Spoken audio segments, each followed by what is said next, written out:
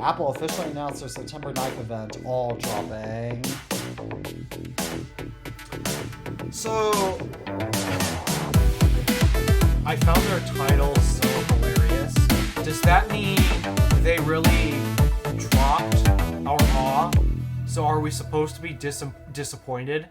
Hello, everybody, and welcome back to another episode of the iTunes Fan Podcast. As always, I'm Teddy Maggart from the iTunes Fanboy. And my name is Alpha DeWolf.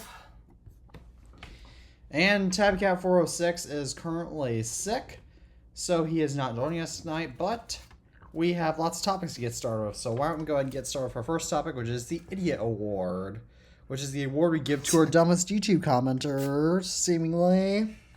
We're going to have a whole ceremony at the end of the year from the sounds of it. Oh, that's what we're doing? Okay. I don't know. That's actually not a bad idea to have an Idiot Award ceremony. Should do it on our own individual channels. Just go back through all the years of idiotic comments and just compile them all into one video. No, I don't want to update to iPadOS 18.6.2.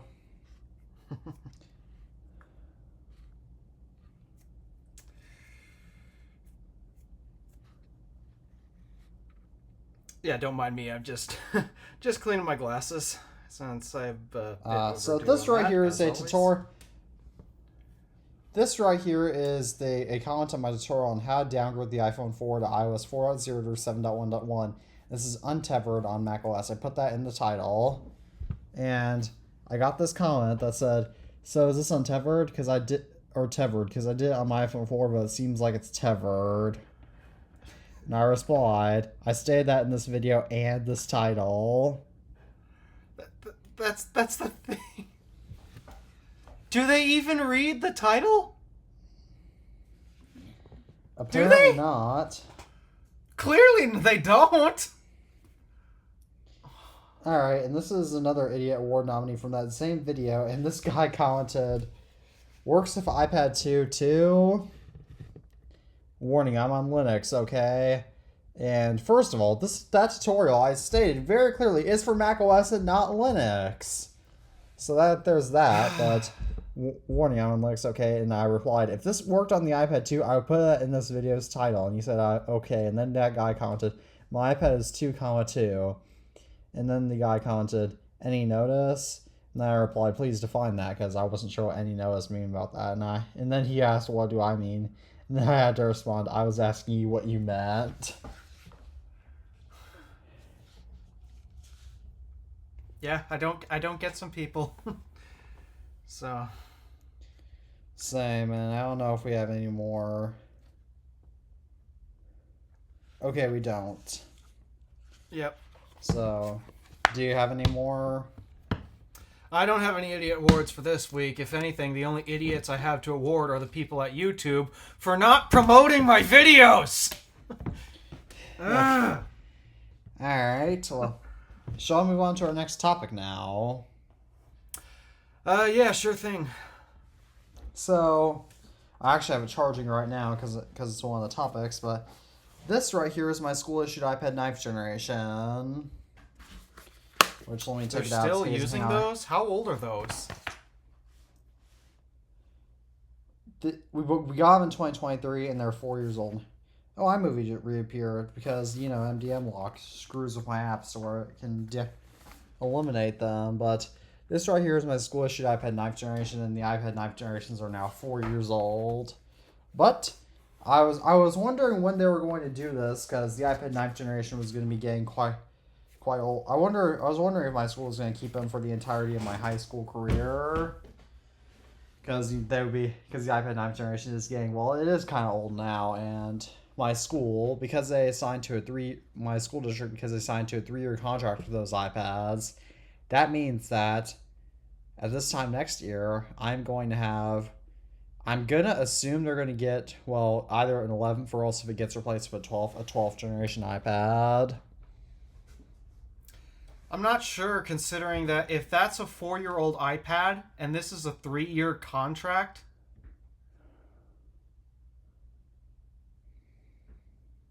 I'm willing to bet they're going to find, like, refurbished older ones. Because Are we still on 10 or have we finally moved on to 11? We moved on to 11. I'm trying to remember. But okay, we moved on to 11. Or remember, this is back in July 2023 when they bought those in August 2023 when they bought those iPads. Remember they back bought then them when how the that 10th gen was still out. No, but remember the Apple was still offering the 9th generation brand new, because that was when the 10th generation was still being sold at a higher price. Oh, that's right. Yeah. So because of that, I guess they're just gonna end up buying whatever the cheapest thing on their site is. So it'll probably be if they do a 12th generation, by then there'll be a 12th generation, but otherwise there'll be an 11th gen. Which I'm not complaining.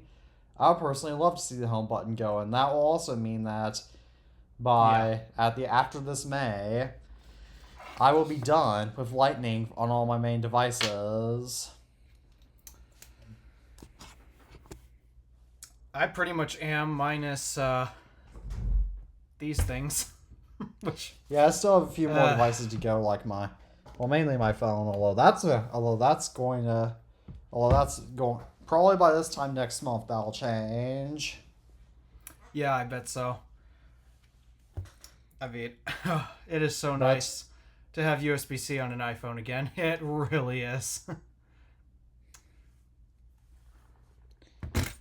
Shall I move on to your new Lightning iPhone? Oh, there it is. Oops. This thing. Ignore the broken He's joined glass. Welcome to my world. Hang on, this is gonna involve going through quite a stack of phones to get to, but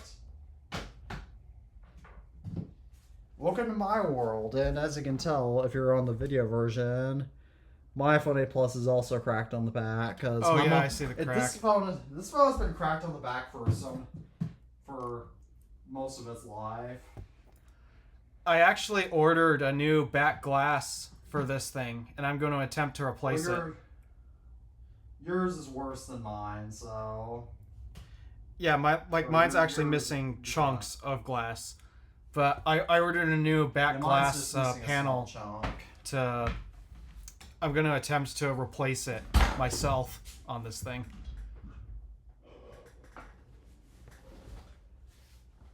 Figuratively break a leg. Well, I'm going to be breaking a lot of stuff in the process. Because apparently the way you remove broken glass, it's just you break it more until it's completely off, I guess. Yeah, they finally changed that, at least at first on the standard 13, then on the 14 Pro they made it when you can now just replace iPhone's back glass by opening it from the back, but for the longest time on the old glass iPhones, except for the 4 and 4S, because those open from the back, they made it when you had to literally open them from the back and literally just pry off the glass. Mm-hmm. That's actually how you replace the back glass on an iPhone 5, 5S, or SE1. Mm-hmm.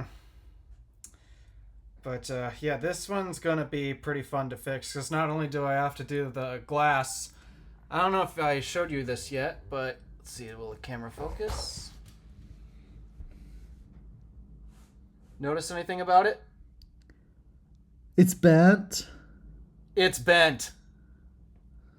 And because of that, it's pinching the cable that interacts with the home button. So the home button right now is extremely sensitive. Like,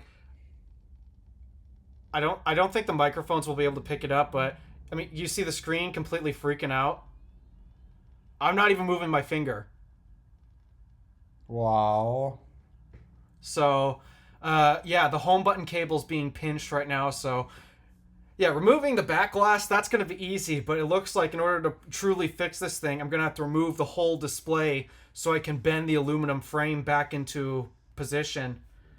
That way I can stop pinching that cable. I hope it's not damaged, because if that's the case, then I'm going to have to order a whole new display for that thing.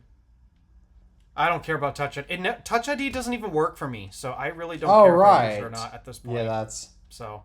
But just as a warning, Cole Pinto from the Phones of a Diver, who's actually was a guest in one of the last episodes of the show, he has replaced. I think it was. No, it wasn't him. It was somebody else, but basically, in order to unbend iPhones, what you actually have to do is you actually have to take the whole entire phone apart and bend it back, because otherwise, and bend it, because otherwise, like, you have to take everything out, or else you'll except for the buttons, because you're gonna damage, because you're literally risking damaging everything if you just bend it by just removing the display. It's just a matter of knowing what you're doing, and considering that I literally work with metals as my day job, this should be a walk in the park for me. I'm just saying, for safety purposes, like the batteries and such, you should probably take it all out if you're going to do that, but oh well. I'm not going to unplug the battery, of course, but I mean, I'm really not that concerned. I mean, what I would probably do in that case is I would probably just buy. What I would most likely do is I would probably just buy an iCloud locked iPhone 8 Plus off eBay and just swap the logic boards, because that's what a lot of people do that's what many repairmen do if they have lots of problems like that. I'm sure I'm capable enough to fix it. It's just a matter of knowing what you're doing. In fact, that's how I replaced something else today, but yeah, well, shall I move on to no, that? That is the next topic. I didn't realize that. No ways. Actually, I do have one more question about your iPhone 8 Plus, which I know it runs out of 16, but how much storage does it have? Oh, it's the 64 gig model. That's sad. Yeah. I mean, it doesn't matter. When it's from an uncle who doesn't care about phones at all, I mean, of course, it's going to be the 64 gig model. I mean, even I have the base storage on most of the devices I buy, so brand new.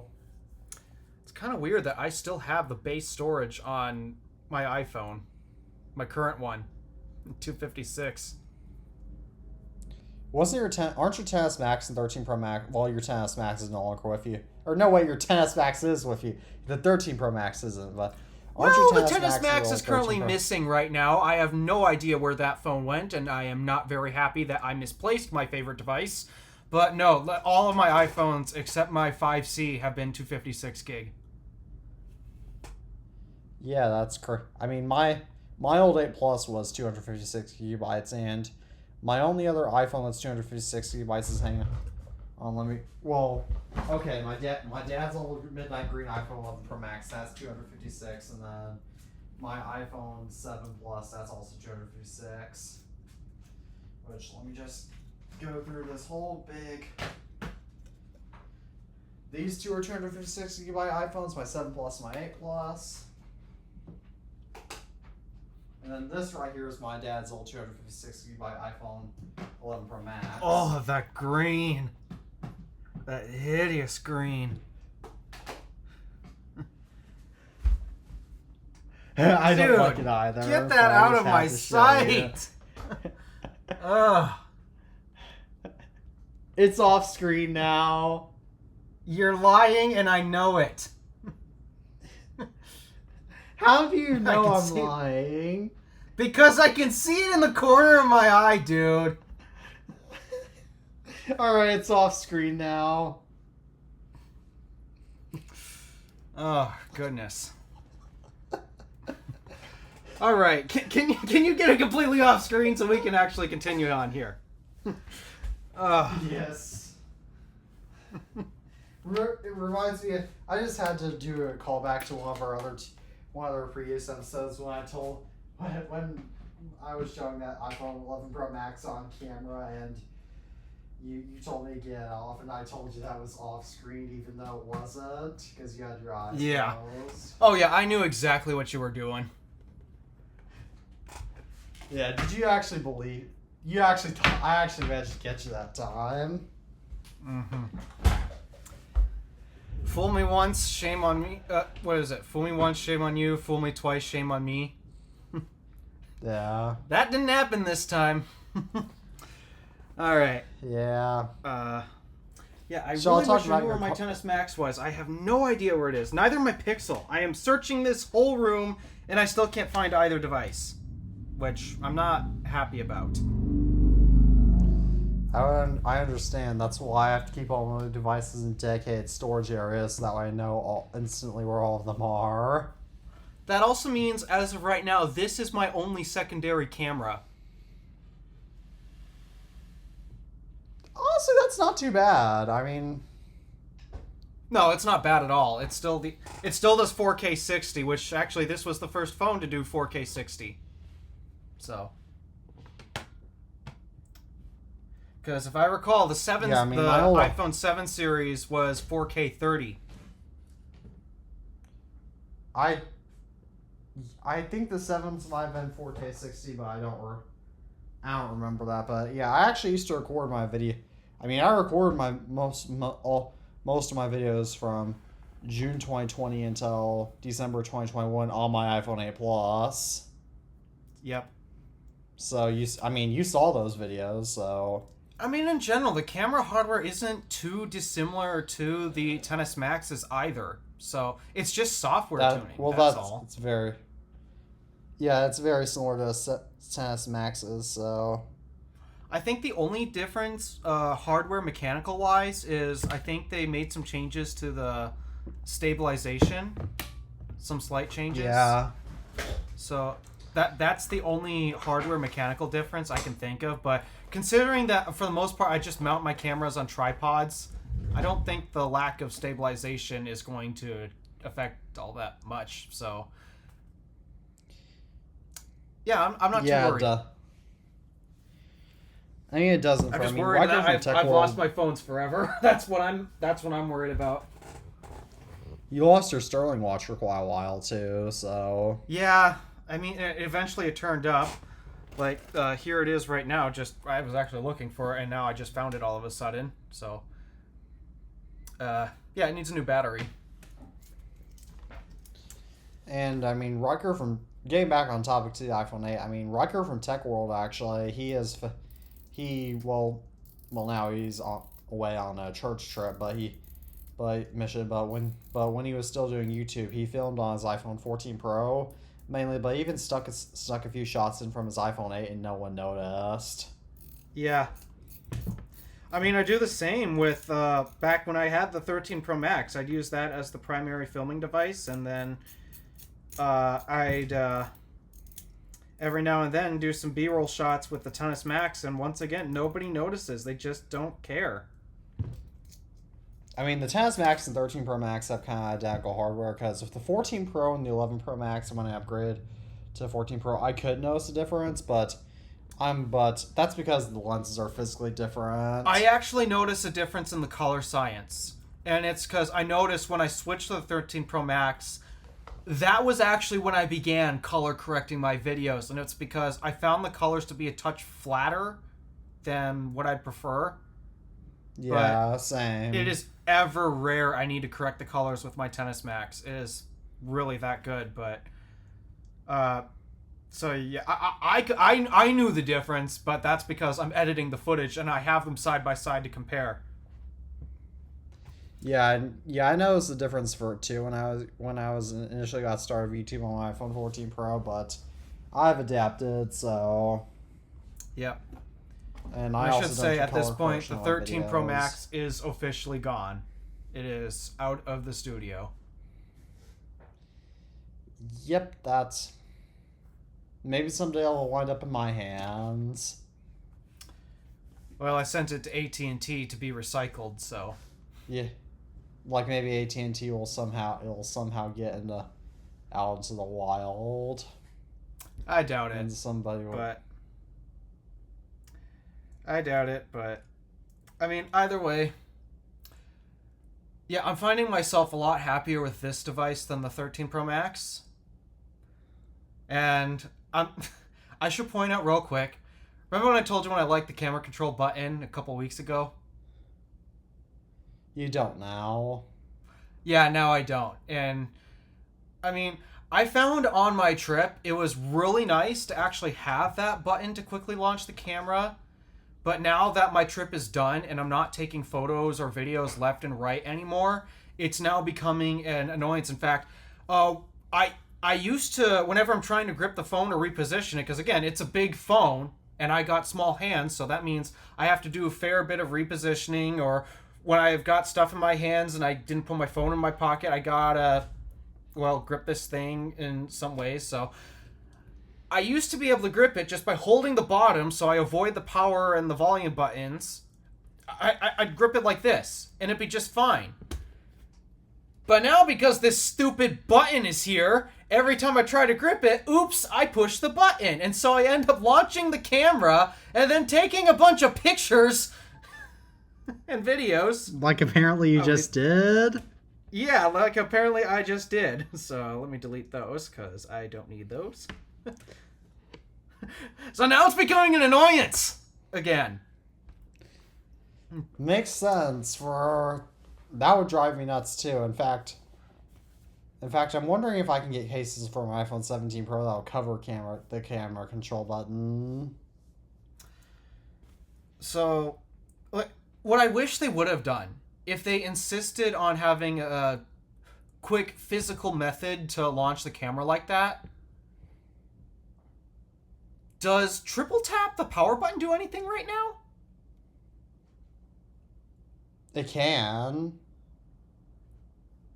So, if it can, why not use it to potentially launch the camera? Because apparently, we need this action button. I mean, that can do it too. And back before the 16 series was out, that's what everybody did with their 15 series. They used the action button primarily to quick launch the camera like that. And so, like, that's what they did with that. But,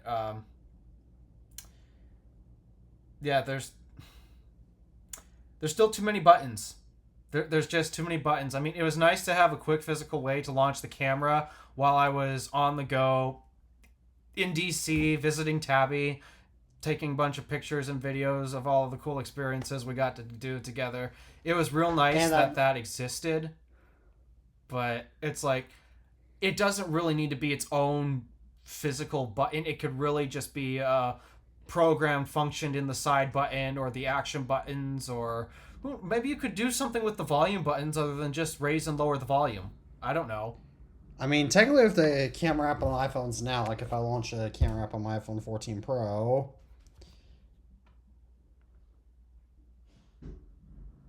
That's right, yeah, you can use them for taking pictures. That's actually been a feature. I just had an interesting thought. In software design that they could potentially do. I complain a lot about having this dedicated button here for muting and unmuting my phone, because I prefer to physical switch. Hear me out. What if to mute/unmute your phone, you were to press both volume up and down at the same time?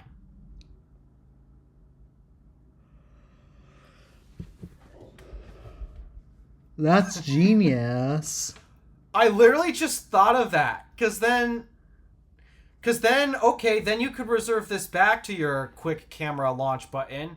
It should, if that's really what you want it for, which, I mean, I'm being a dead horse at this point, but I mean, because I'm still complaining that there's 3 buttons on the side in very close proximity to each other, and every time I keep trying to change the volume, I'm not doing what it is I want to be doing anymore, which that's really annoying. So yeah, just a thought, guys. Like, if you didn't want a physical switch to do it, why not click the both volume and up to act as your mute function? I was just out of curiosity. What do you think about Apple reintegrating the volume buttons into the same parts, like what they did with the first 3 iPhones? So that way you can. Oh, you mean like exactly into one rocker switch? Yeah, just like on this. Except obviously I have different buttons for each. The only thing that I'd question then is what are case makers going to do? Because every time I've seen a phone that has a rocker switch, every case manufacturer I see will put in a physical barrier to differentiate the buttons.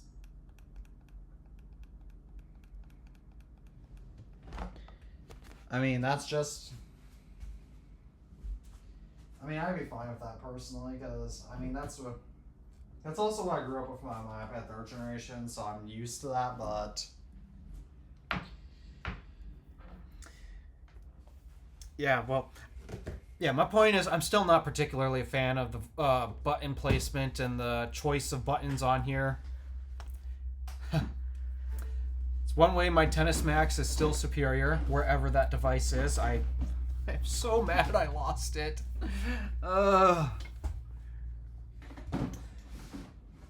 So, anywho, I think we've beaten that topic to death.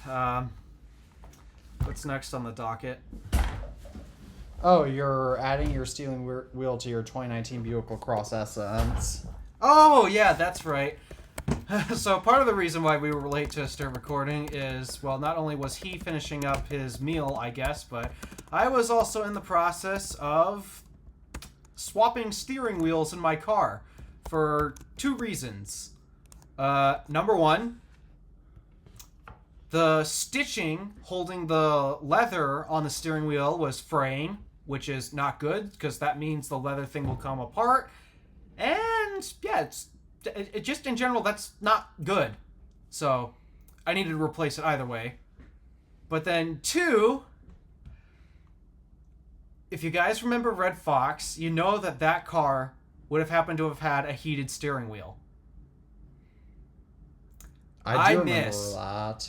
Yeah, I miss the heated steering wheel because it is an option that is not equipped on Stardust.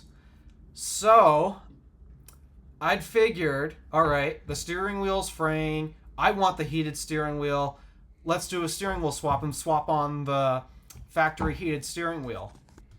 So, I ordered a heated steering wheel on eBay that's a factory fit for my car. The odd thing is it's a little brown. It's not completely black. It's actually a little brown, which is a bit odd, but okay. So I put that on. I get everything plugged in. And the heating function doesn't work. Yikes, and you kind of need that for the winter. So, there is one thing that I want to check. I want to check to see if there's a fuse that I have to plug in, because it's a heating element, and heating elements tend to be higher amperage loads on a car's electrical system. They typically need a dedicated fuse, and I'm wondering if that dedicated fuse for it is not plugged in the fuse box. So I'm recording this as I'm editing the show, but Alpha went into his Stardust to see how the fuse element works, and there is a fuse in his car, meaning that there's just no wiring for a heating element in his car. And I really hope that's just the case, because if I do say find the fuse that controls it and it still doesn't work, then that whole thing is going to be for nothing, and that means that they used a completely separate wiring harness just for that steering wheel without. The frustrating thing is, okay, I'd understand they'd have 2 different harnesses for okay, how do I explain this? There's 3 different ways that steering wheel can come configured. There's the way mine came from, where you got your basic cruise control, no adaptive function, and no heated steering wheel. You can then get the upgraded steering wheel from that, which has the steering wheel heating, but still doesn't have adaptive cruise, because that requires additional hardware. And then you get the one that also has adaptive cruise. And what I was betting on is, because for my particular car, adaptive cruise was a rare option to get on that, because you needed to get the top of the line model to get it. I would have expected, okay, adaptive cruise, they're going to make a separate wiring harness for that. But heated steering wheel is available on the Essence model. My car doesn't have it, but it is available on the Essence model. So I would have thought, okay, it should have a wiring harness that has the wires to power the heated steering wheel, just the wheel itself doesn't have the button. That's my guess. Oh, and no fuse, because why put an extra fuse in for something you don't need?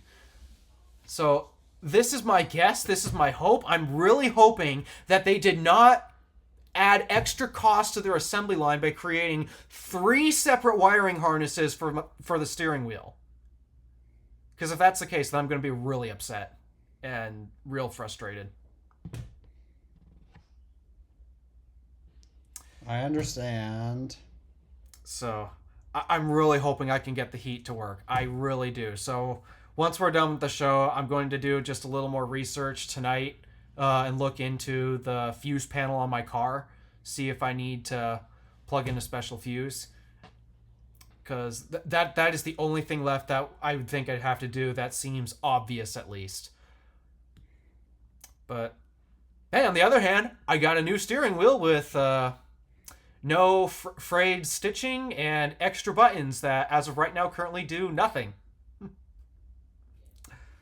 That's, at least you still got a new steering wheel. Yeah. And also, thank goodness the media buttons still work. For a second, when I pushed the heated steering wheel button, I'm like, oh no, does this thing not have power? Did I do something wrong? But nope, I can still scroll through my gauge cluster. My cruise control still works. So, yeah, the only thing I got to figure out is just why is there no power going to the heating elements in the wheel?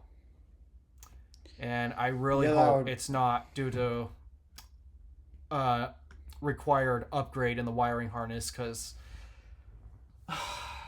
I'm going to have a nightmare replacing harnesses in my car.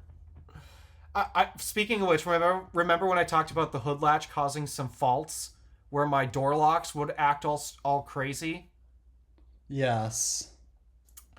I've done some research, because the problem is still not solved. I replaced the hood latch, but the problem's still going on, which probably is a sign that I got more wiring harness corrosion. Thank you, UP Michigan. If I were to replace the harness, it may require removal of the engine and transmission.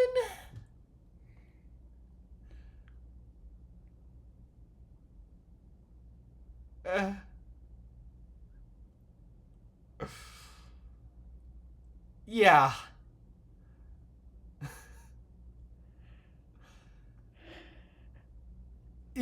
Yeah. This is gonna be a nightmare. Yeah, getting back on topic to media buttons, one question I wanted to ask is that for my Tesla, are there still media buttons on the, like if I connect my iPhone via Bluetooth to a Tesla, will I still be able to use the media buttons to control? Oh, yeah, it's basically completely backwards to my steering wheel, as I've learned. So cruise control and autopilot is controlled by the left. Nope. Again, I'm getting it backwards.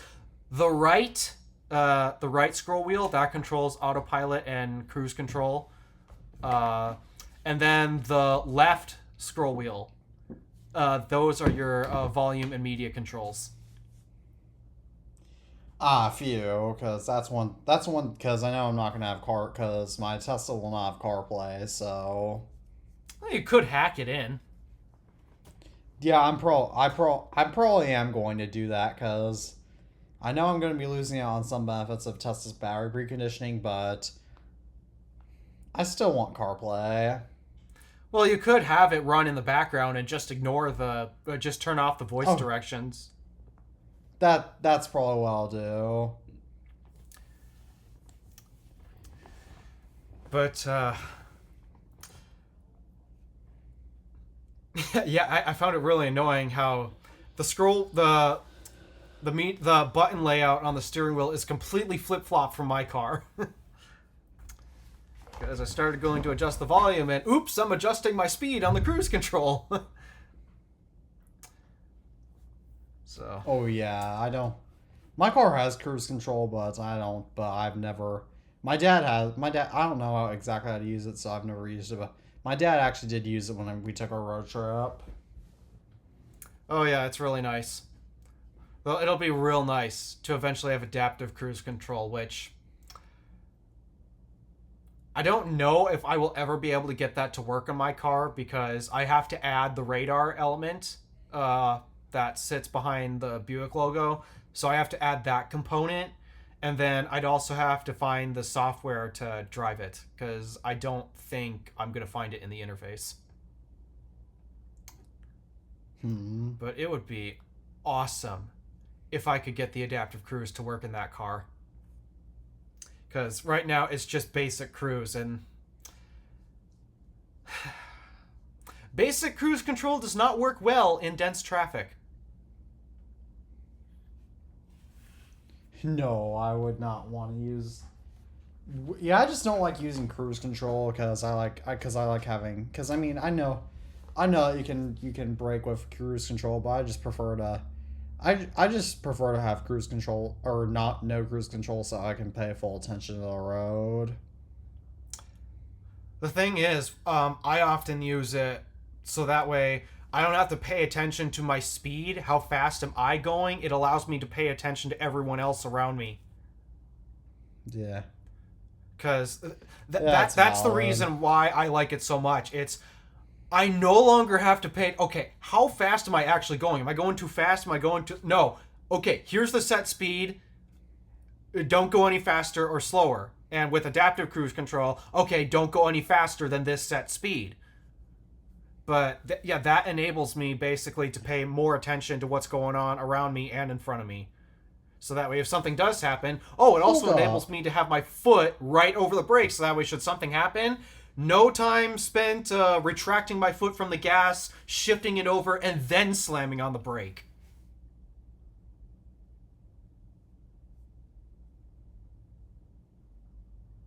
Wait, yeah, Yeah, I'm not sure if I have...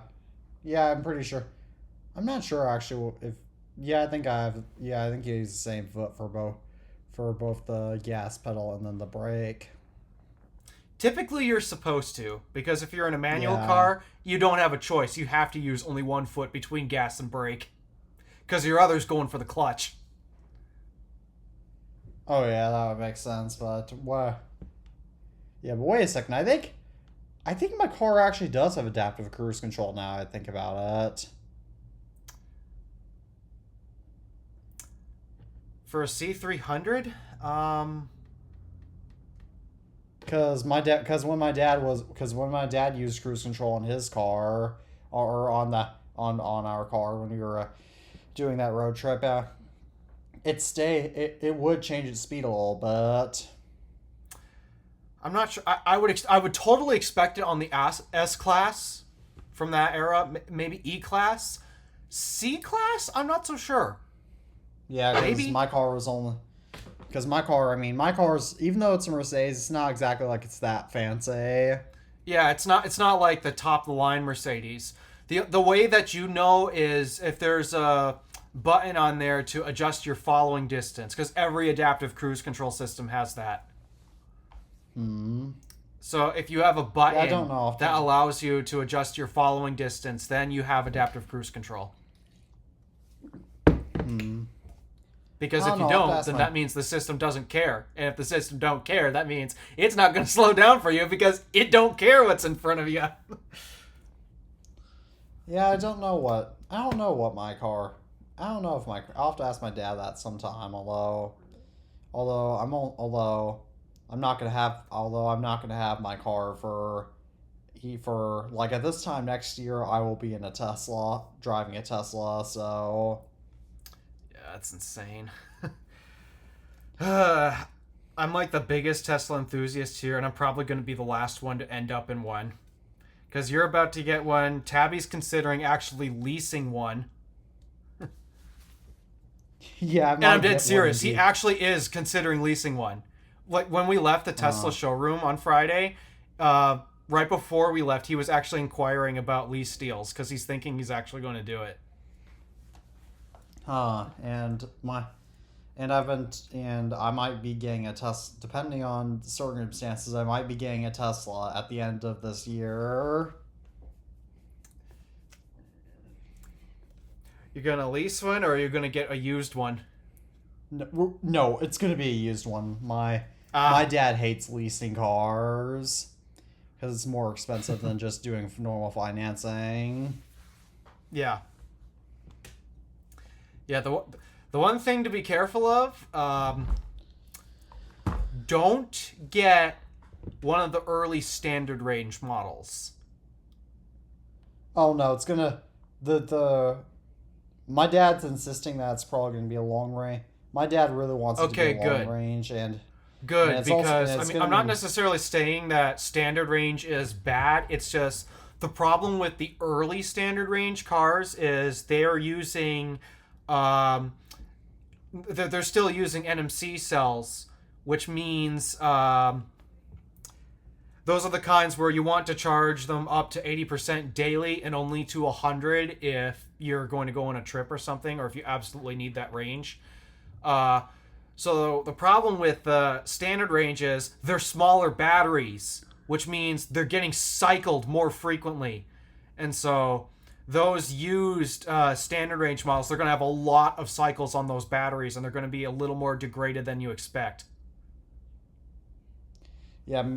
Also, the Model 3 they'll likely have, it might be a 2018, but it'll likely be no older. But it'll be no older than that. Although it'll be no older. 2017 was the year they came out. Yeah, and it was like late 2017. So there aren't that many 2017 models. Yeah, just the big thing to be aware of is do not get one of those early standard range models because they're going to have high cycles on their batteries. Yeah, I'm aware of that, but shall we move on to the actual news of the show? Oh yeah, we get some real big news to talk about this time around. and we've been talking about our what's going on with us for the past 45 minutes. Yeah, we should probably get on to our first actual news topic, which is that this is our only one for Apple, but Apple officially announced their September 9th event, all dropping. So, I found their title so hilarious. Does that mean they really dropped our awe? So are we supposed to be disappointed? Huh. That is literally the only way I can read that title. That was my first reaction to reading that. I'm like, oh, so this is supposed to be disappointing? I never even thought of it that way. But to be fair, I also never thought of what's up being the ceiling until you mentioned that. Yeah. Which I still get everybody at school. I mean, I still get everybody with that at my school. Oh, how do they like that joke? They find it hilarious. And here's Wait till somebody asks any questions. I don't. What's a question? I don't do that. I'm yet to do that one, but another one that I do that one of my relatives taught me is whenever somebody says hey to say hey, reply hey is for horses. I get that. My dad does that all the time. My dad taught me that when I was little. Then there's also if somebody doesn't emphasize the H, kind of like what us Youpers do, someone says, hey, what we say is B. And then the person next to us continues with C and D. And it goes down the line.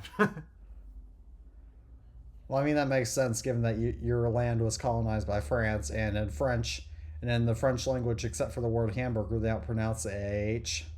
Yeah, H is practically a silent letter. Then there's the R. The R is just weird. Shall I get back on topic, though? Almost. There is one thing I gotta say, though. It's mostly Finnish that are around here, not exactly French. I meant like historically, the UP was colonized by France. Yeah, it's just at the moment we happen to have a lot of Finns up here. So. And Yeah, I am I not know Finnish. that. I have no Finn blood in me at all. Yeah, So. I mean, I'm not Finnish either. I haven't finished anything right now except for my homework. Just FYI, I just had to. I'm sorry if you're Finnish and I offended you. All right. I just had Anyway, to. back on topic. So, what's Apple going to release at the event? Well, obviously the iPhone, because it's the September event. And what do they always release every September, except for 2020? The iPhone. So, I legit have The Apple no Watch. excitement for the iPhone. Yep, Well, the you Apple just got Watch. 16 Pro. AirPods Pro 3 possibly a new AirTag. That's basically about it. No iPads? Those aren't going to be coming until later this fall, most likely.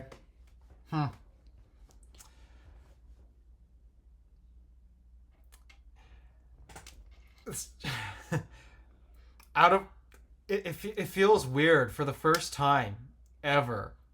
I am not excited for an Apple event at all. It's like I could genuinely care. I couldn't care less. I'm at the bottom of cares. The garden of cares right now has run so dry. It's a total famine right now.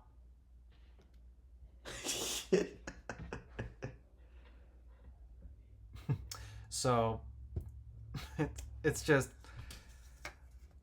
with everyone being caught up in the whole AI BS, and then I mean even Apple's caught up in it, and then they've got so many problems they need to deal with right now. I mean, not only that, but the only reason why I care about this event is because I'm actually going to be upgrading to the iPhone 17 Pro, and I'm trying to decide whether to buy an Apple Watch Ultra 3 if they announce it, or a stainless steel, or no, wait, they don't do stainless steel anymore. A titanium Apple Watch Series 11. Oh, dude, your iPhone's gonna look so hideous. And I already There's thought a they reason looked why bad enough. There is a reason why I'll be putting my iPhone 17 Pro in a case. Because, yes, even I think that's they're not going to hideous. help it. Well, I could always buy the iPhone 17. I've actually been thinking about maybe I just gotta go with the Air. Even though I know that's such a stupid idea. I would not. I really would not.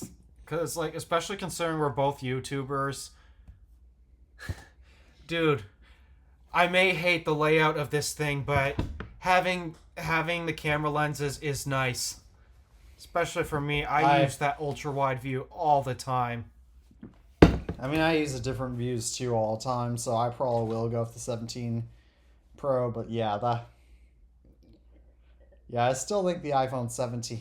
I still think the iPhone 17 Pro is going to be so ugly. Yeah.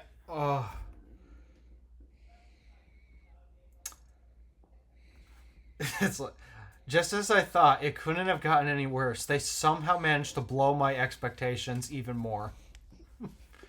That's Apple for you these days, you know. You wake up. I'm really in a position then where Apple I feel like ruins it. yeah, I'm really in a position right now where it's the same position I am with Microsoft. I can't stand anything Microsoft's doing. They just suck. And right now, the majority of what Apple's doing right now it's not good. I mean, I've showed you the title of a script I'm working on for a big video. Apple kind of sucks now. Yeah. And yet none of the competition is better. That's the problem. At least when Microsoft sucked something fierce, which they still do, I had another option to go to, and that was Apple. And at the time, they were doing amazing. They actually put cares and effort into... I feel like John Prosser right now. But I'm dead serious. They actually cared about what it was they were making. Apple Silicon, man. It was awesome. And it still is. And at the time, like, you could not question iOS. With its stability, and it really was that good.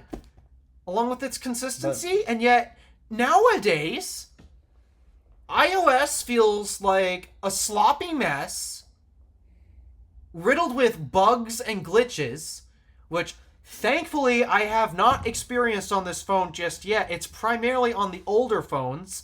So that goes to show they really don't care about your older devices anymore and making sure that they're still running smoothly. They clearly don't care about that anymore. And it's just, in general, I can't tell you where in their department lineups, where within the company... they actually care about what it is they're making.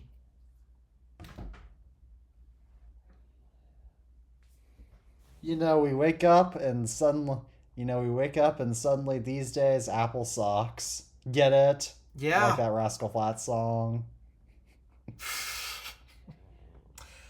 I wake up and teardrops like fall down like rain. Is that the one you're referring to? Yeah, that one. I haven't listened to that song enough to memorize it, so... You actually did sound a lot like their lead singer there. Oh, I sound nothing like Gary. I'm dead serious. You actually to me, you sounded a little bit like their lead singer. But I also don't listen to the Rascal Flatts quite as much. Oh, I guess I did just listen to Bless the Broken Road yesterday. Yeah, oh... I love Rascal Flatts. I really do. However, this is I might have sounded like Gary like that in that quick clip that was probably getting cut out of the show, but the genuine truth is I really don't sound anything like him. Like, I have half of his range. He has an insane vocal range, and I only have half of it. Yeah, that's probably true. He is insane. But yeah, I legit don't have anything else to discuss with the Apple event. I mean, I'll watch it. I don't know. I legit don't even know if I'm going to make a video on it. Is there really anything worth talking about? Huh. Well, I mean, your passion seems low, so it might not be. I might not care enough about it because they have other things they need to fix, and the big thing is they need to start actually caring about what it is they're making and forget about their shareholders for a change. Dude, even Apple explained. Like, he is by far the biggest simp for Apple. Like, you'd think the Apple sheep, Drew, the Apple sheep, oh, he'd defend Apple no matter what? Well, no, he doesn't. He does criticize Apple when they deserve it.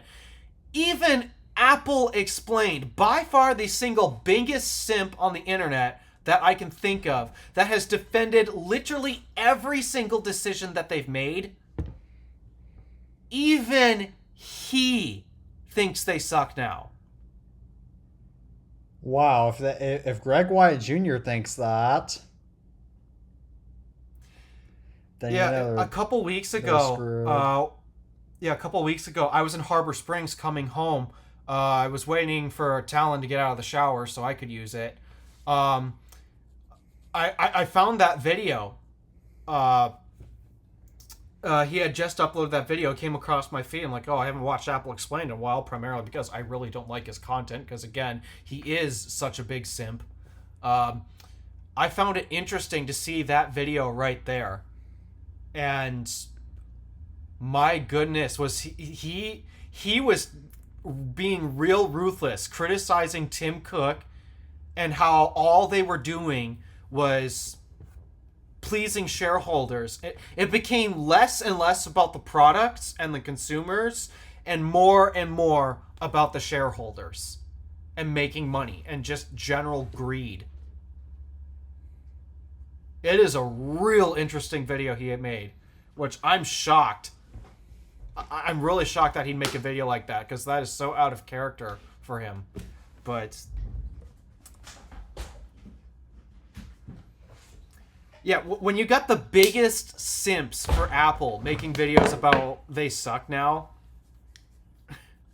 that really goes to show their state right now. I mean, aren't they no longer worth $3 trillion now? Aren't they back to $2 trillion? Hold up, I think so, actually. Let me check the stocks app. I keep hearing reports that they're now Apple's valued $1 trillion less than before. Yep. Yep, their stock is a little bit up today, but yep. They're $2 trillion now. Wow.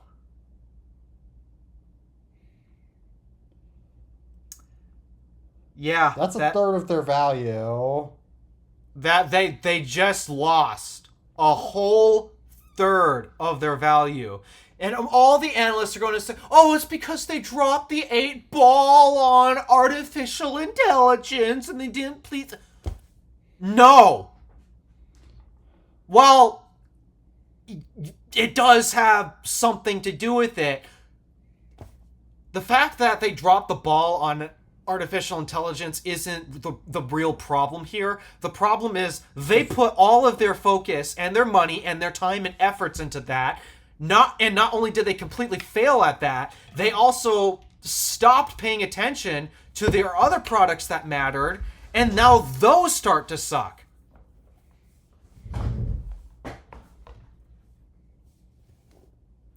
That's why their stock's down. It's not just because of the whole AI blunder. It's a part of it, but that's only half the story as of how they lost $1 trillion, how they lost a third of their market value. So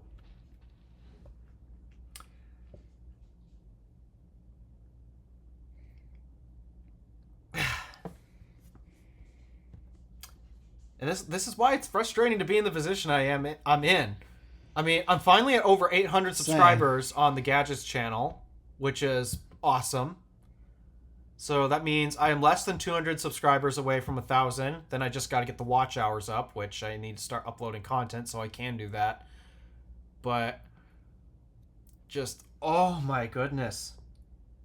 No, I'm genuinely serious when I say this. The tech industry right now is in a really, really bad spot.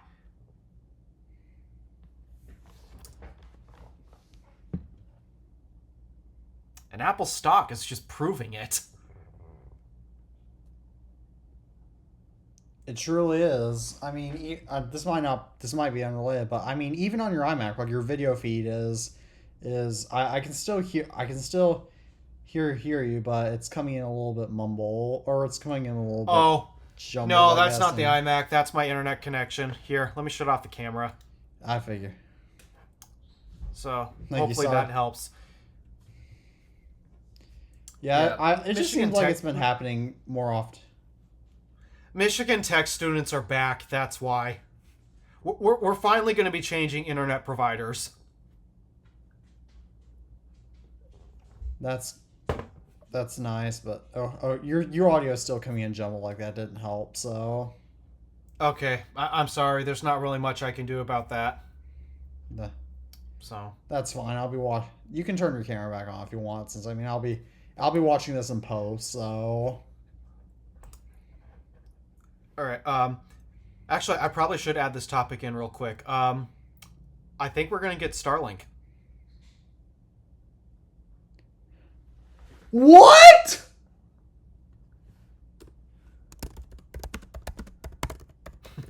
Yeah, I think we're going to be getting Starlink from the sounds of it.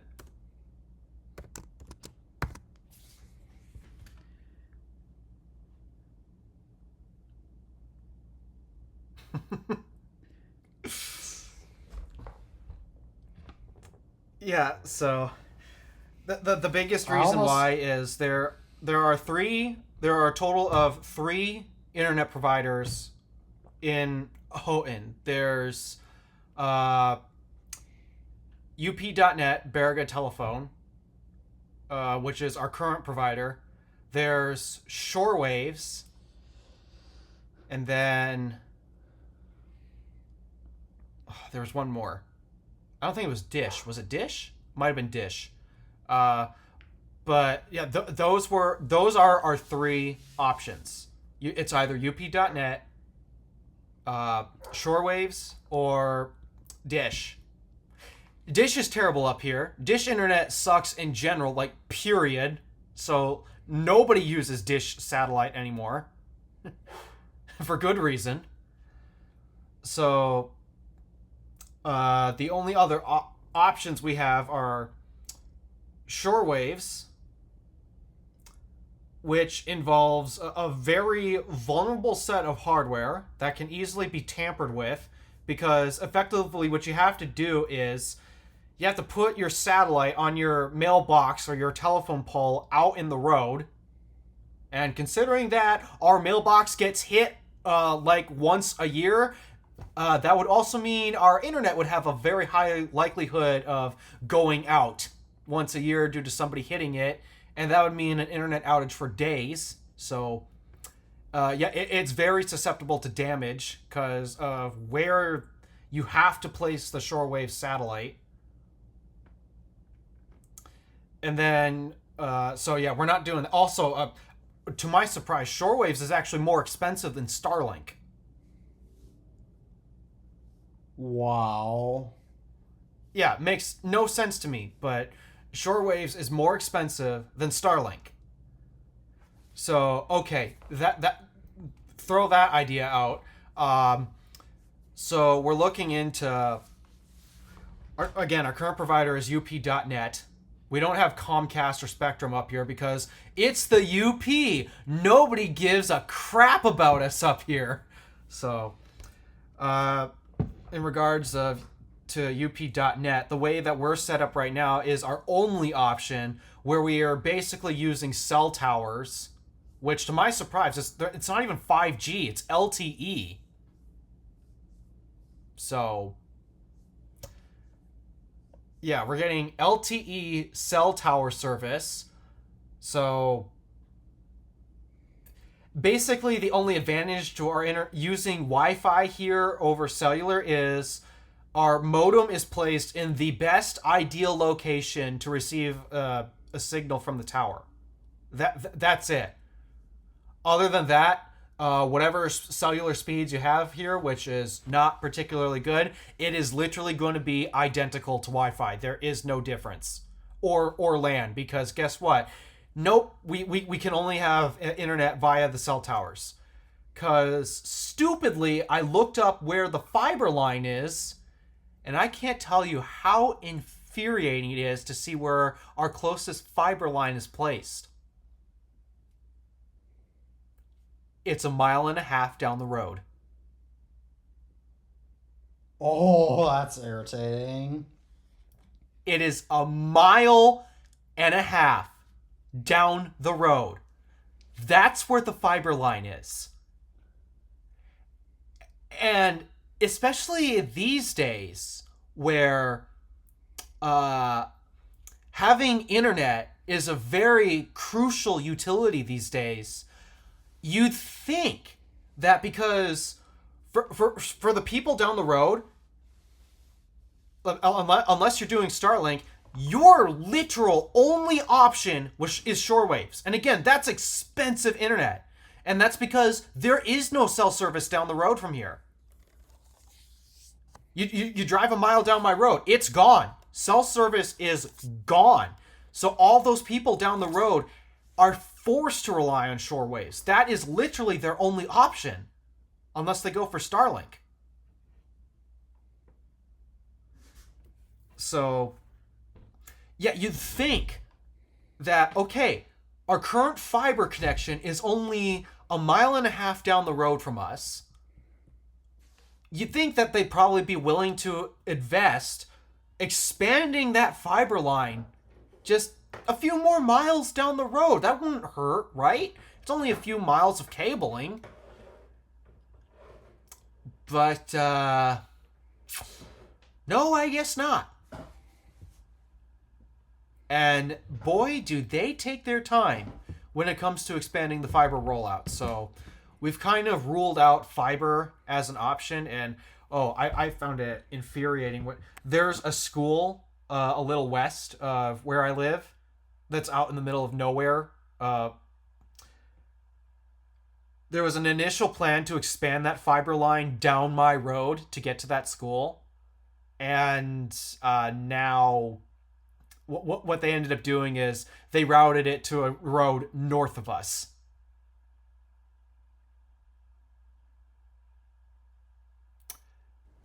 So, yeah, the school has fiber, and everyone north of us has fiber. We don't, because screw us. So, how dare anybody in the UP get proper internet? I know.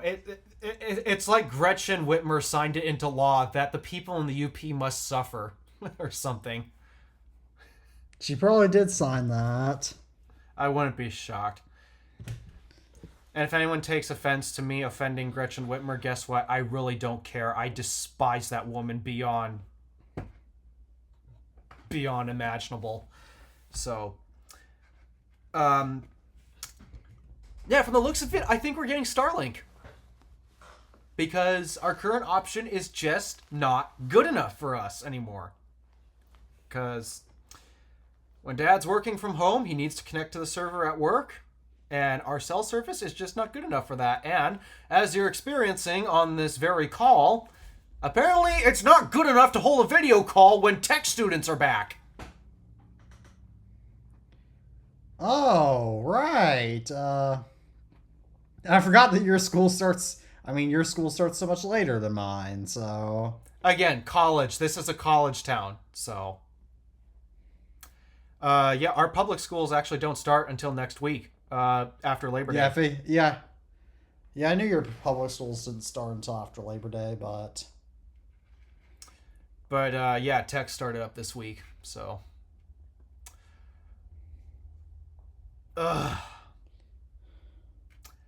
This internet thing is really annoying. But the sad thing is, it doesn't really get any better when you move to the cities, because then you're stuck with Comcast and Spectrum. In fact, we're not just getting Starlink for here. I guess I hear we might also be getting Starlink for the Petoskey house because Spectrum has been treating us like trash. Didn't you guys used to have Comcast there? Initially when my grandmother still owned the place, but then she moved it to Spectrum because, well, the Comcast is also trash. So she thought, try Spectrum. And so that's the internet provider that was hooked up to it when we inherited the house. Spectrum Internet. And no, they suck too. they suck too. Comcast, Spectrum, the big internet providers. Why is it so hard to find a good internet provider? I don't know. You think it would be so easy, but it's not. It's like, okay, we at least have, for the most part, we have reliable electricity, we have reliable water supply. Well, reliable electricity might be a stretch if you're in California due to the rolling blackouts they have there. But, like, we have reliable electricity, we have reliable water, we have reliable gas lines. Why can't we just have reliable internet? Why is that so hard?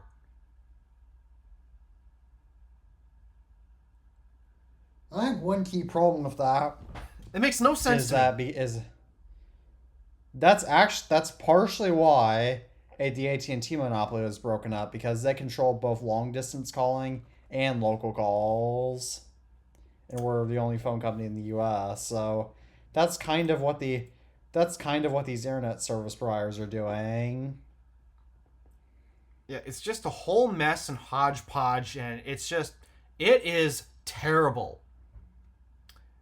In fact, when we ended the show a couple weeks ago, when I was back at Tabby's house, I watched him upload that clip to Google Drive. And it was so painful to watch how fast that thing was uploading, because I never, ever see speeds like that. Neither do I, because I work. Neither do I, because I work. Actually, no way. It was no. Neither do I, cause yeah, neither do I, and I have Comcast. Yeah, you're probably on one of their more basic tiers instead of an upgraded one. I have a feeling Tabby's on a higher end Comcast plan than you, but Yeah, that probably is true. But also, Tabby my lives in a lot goodness. more urban of an area than I do, so yeah, he's in the DC area. So, but I mean, just watching that clip upload, that was insane. Absolutely insane. It's like, that's even faster than the fiber connection I have I at least have fiber internet at the shop. That is nice. But even then, because we're sharing it with all the tech students, and then, oh, we're in the UP, we're in the middle of nowhere, so we got all the other traffic on the fiber line that takes it to wherever it gets hooked up to. It's just a nightmare. It's just a mess. there's a reason why I don't understand why internet's so hard. I know.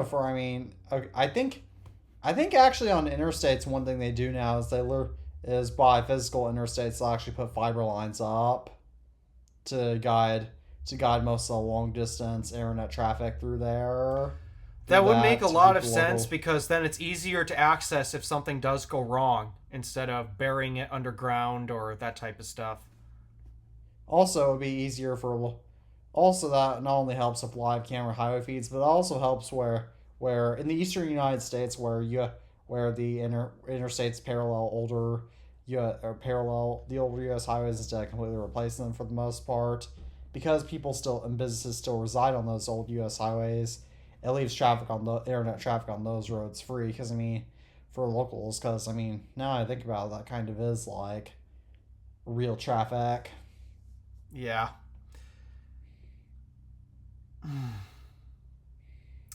Yeah, internet's infuriating. So, yeah, we might be getting Starlink, and I can't wait to try out those speeds once I get the chance. But anywho, we burned up like a whole hour talking about that. Let's move on. Yeah, let's move on, because we only have like an hour left. So, starting off with the Pixel 10 lineup is out now, and one thing it interestingly lacks is lacks battery share. They removed it. Huh. I mean, I'm not sure the scenarios in which it would be commonly used. I mean, Tabby used it with Talon. They were both wireless reverse charging their phones and such with his Pixel and Talon's Samsung. So, but they only did that like once. Also, in general, I don't think non-tech enthusiasts know about it. That too, and also it's just not. It's also just not a commonly used. It's also like, when are you going to be when are you going? It's like once you most people generally want to have their phones power topped up and don't want to give it to their power to other devices. It reminds me a lot of, like, in the EV community, a big thing that's going on is the whole vehicle to load thing, where you can take energy out of the battery pack, and instead of using it to power the car, you're using it to power home appliances or your whole house, or to some of these people, maybe the grid in the future, to help balance it out. And for me, I'm like, okay, guys, the reason I am putting this energy into my car's battery is I am intending to use that energy for driving. Exactly, and unless it's an emergency situation like the 8-bit guy actually mentioned, how on his Chevy Bolt he he actually will draw power from a Chevy Bolt when his power goes out, but that's only when his power goes out. I mean, yeah, the only times I can actually see people do that is just recently, Colton Duran from Out of Spec Detailing had a whole electrical system where he has to have his whole entire house powered off because the main line going in the panel actually melted, almost started a fire. It was wild. Yeah. And of so course, he's now powering his house off of his Kia EV6. I mean, you kind of do need that, especially for refrigerators, because you gotta keep that food from spoiling somehow. Yeah, it's nice to have it in an emergency situation like that, but to act like it's going to be normal to, we're going to use it to temporarily store energy for other things. It's like, no, the most common reason we're putting energy into our cars is because we're actually planning to use that to drive somewhere. In theory, if I were to store energy for other things, I'd probably just use a separate battery system on the house itself and not rely on storing it in the car. Because once you have to go somewhere, once you have to leave home, well, now you got to disconnect your entire house from power. At that point, that's not really that practical of a situation. So, and to me, it's the same exact situation with phones. Sure, it's nice to be able to emergency charge like your earbuds, if that's the case, but I mean, in general, the reason why I put energy into my phone is because I am 100% planning on using it to use my phone, not anything else. So and also, I mean, phones aren't necessary for emergencies. They also don't really have as big of a battery as you think. No, that too. Let me do some quick math to calculate what's the battery capacity of. The biggest battery in our smartphone these days is like 5,000 milliamp hours. So that's about 5 amp hours times. Let's see. Computers are based on 5-volt systems, so it's basically 25 watt hours. It's a 25 watt hour battery. That is insanely small, by the way, especially compared to an electric car. So yeah, you're thinking, okay, the big difference, using an electric car to power your house in an emergency situation, okay, that will at least last days. Actually, almost a whole week if you have the car fully charged starting. But with your phone, that's 25 watt hours really isn't a lot of energy. It really isn't. No, it is and not. That's a big battery. So. But I mean, even just other stuff about. Never mind, you talk. No, that was pretty much it. I was trying to fill in silence. But the Pixel 10 lineup, I mean, the Pixel 10 lineup seems all right, but it's not quite as interesting as the Pixel Watch, new Pixel Watches, which is actually kind of interesting because it offers pulse detection, satellite connectivity, and thinner bezels. So did the last watch not have a heart rate sensor or something? Apparently not, because, alright, pulse detection is a heart rate sensor, isn't it? Yeah, I would think. Because, why would you be measuring a pulse? So you can measure your heart rate. Yeah, because I'm pretty sure heart rate detection was a day one feature on the Apple Watch.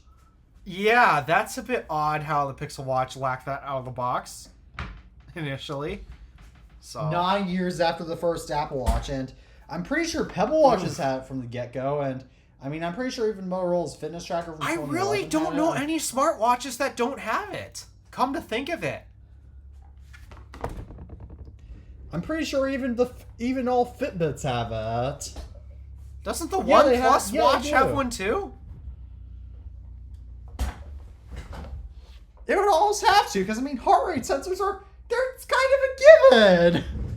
Yeah. So I mean, to be fair, To be fair, the Pixel 4a and the 4a in 2020. To be fair, the Pixel 4a didn't even have wireless charging in 2020. In fairness, it was a budget phone. It's still been standard on Android phones for many years, though, and this is also not at that price point. That was at a very valid. similar price point to my Galaxy A50, and my Galaxy A50 did not have wireless charging. That's valid. So, no, honestly, at that time, no. For budget phones, I would not have expected wireless charging. Would it have been nice? Yes, but it's a budget phone, so I wouldn't have expected it. That's valid. But yeah, at the same time, pulse detection on welcome the to 2014. Smartwatch. Yeah, welcome to 2014, Google. That's when the original Apple Watch came out, right? It was released in 2015, but it was announced in 2014. Okay, well, still, welcome to 2015, Google. I'm not. But I mean, hey, the satellite so connectivity and the thinner bezels, that's nice. Yeah, especially because they beat Apple to that, which that's nice. And I mean, Apple thickened the bezels on the Apple Watch Series 10. Yeah, that is annoying. I'm hoping that they thin them out with the 11. Yeah, they had no reason to raise the bezels. So, yeah, I don't have much else to say about the watch. So, shall I move on to this next interesting topic about Google? This is interesting. So Google is basically doing the same thing Apple does with sideload apps in the EU, which is that they're now requiring developers of sideload apps to register as a verified developer on certified Android versions. So in other words, developers on third-party app stores and whatnot, they have to register under Google, and I think they have to pay a fee as well on certified Android versions. So in other words, this means like on those open source versions of Android that are really geeky, like Lineage OS and whatnot, those versions I don't think those versions you can still sideload like normal, but on other versions of Android, on all the versions of Android that phones ordinarily ship with, they now have to have certified sideloading just like iOS.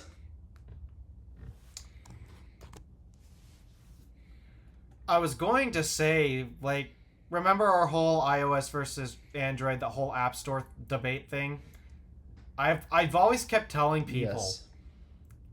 If you don't like the way the iPhone does it, then just go to Android. Well, now that the EU and Epic have done all of this BS to completely ruin our choices, I'd argue we're stuck. I'd argue everybody loses. Because on one hand, the developers aren't winning because, oh no, they're not breaking free from the App Store, which I guess is their complaints. And Google, their other alternative where they allowed you to sideload without needing verified stuff, albeit it still wasn't completely recommended for safety reasons. But, I mean, ultimately, now that choice is gone. Because they still don't have it with Apple, which I'm okay with.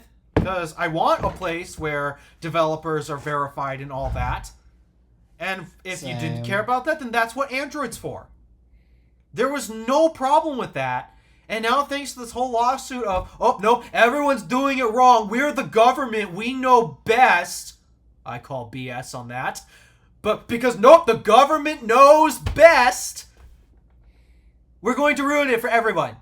So, yay. Screw you. Screw you. Screw you. Screw all of you. Everybody's a loser and we're awesome.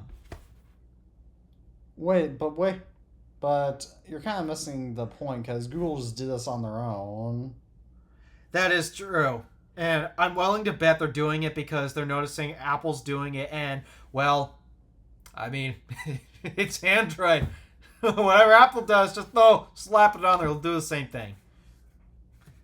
Yeah, that's kind of annoying. But to be fair, most of the people that are going to care enough about sideloading, I mean, they're also they're likely going to know how to install these other versions of Android. So they're going to know how to root these devices to do it. It's just, I mean, I can understand Google trying to tighten down on some of the security vulnerabilities that Android has, because it is objective. iOS in general is a more secure platform, and a lot of that had to do with Apple's methods of handling apps and the App Store. That was a big part of it. Google just could not compete with their business model of being, no, it's open source, it's free for you to tinker with. So because of that, yeah, there are a lot more security vulnerabilities that the consumer has to deal with because of it. And so, I mean, I've always been pro options, and this is just removing options, and I don't like it. So, exactly, which isn't the point of antitrust lawsuits to add more options. I'm just saying this because I am in U.S. history right now when we're covering this. And so far, a lot of these antitrust lawsuits have been doing anything but that. Exactly. But shall we go ahead and move on to our next topic, which is very weird? Xbox. What's Xbox doing? The Xbox handheld has good reviews so far. Didn't even know they make one. Oh, yeah. I also think those reviews are fake from the sounds of it. Yeah. Yeah, because they're very controlled reviews, so... Oh, if they're very controlled, well, then, no, duh. Of course they're going to sound positive. So... yeah, there's not much to discuss with that. Shall I move on to the Razer Blade 18? There's a lot to discuss about. Because it's an 18-inch laptop. So, as King Screen Real Estate here, I am very happy to see this. Very, very happy to see this, as a matter of fact. But at the same time, I really wish it was from another laptop maker other than Razer, because I hear Razer's in a really bad spot right now. Similar to Apple, if not actually worse. Please explain. So, as of right now, Razer is suffering a ton of quality control problems with their laptops. A lot of it is sticky keys with their keyboards, which, again, they're supposed to be gamer enthusiast keyboards, so you think, oh, we got to put care and effort into making sure it is fit for gamers. But it's not. There's sticky key problems with the laptop's keyboards. And then the trackpads are also having problems too. So, yeah, precision devices optimized for gaming. Wow, they certainly optimized it, sort of. No, they didn't at all. They basically hacked it on, and they have not bothered to fix it. And that's only like their hardware I mean, okay, they also have some HDMI problems on their laptops as well with certain monitors. I don't know if it's them or if it's HDMI or if it's the monitors, but just the common theme of keyboards don't work, trackpads don't work, HDMI out does not work. So, and then they're having a major software problem where a part of the whole Razer PC experience is Synapse. It's kind of... I complain about Dell over-bloating the software experience on their PCs, and for good reason. Oh, no. Razer's taken a similar approach to how Dell handles controlling software and all that. Because apparently, you'd think to control all of their performance settings, it'd be basically done in Windows. Because honestly, why do you need more than just Windows settings to control your computer? Why you need more than that is beyond me. But I guess no, you need custom software to control Razer's motherboards and performance settings. So in order to get max performance out of your Razer laptop, you have to have the Synapse app open and in the background to get theoretically maximum performance. The problem is right now, Synapse is literally a steaming pile of What's the word I should use? I'll let you fill it in. Garbage. There you go. We'll use that. It is a literal steaming pile of garbage. It is a software mess. I thought iOS 18 was bad. No, it turns out Synapse is awful. Just pure garbage. And again, in order to, in theory, get maximum performance out of this, you have to have the Synapse app open. But because it's trash, apparently no. Apparently you have to close the app just to get things to even function. But now your PC, your Razer laptop, is not running at its full potential. Because without the Synapse app opened, well, the whole platform software limits itself. Software limits the performance. And it will not remove that limit unless Synapse is open. So... Wow. It is truly a terrible situation. And of course it runs Windows. Yeah, Windows is not helping it by any stretch of the imagination. I mean, I thought, oh, guys, it's Windows. I mean, I made no optimizations for the Windows install on the PC behind me.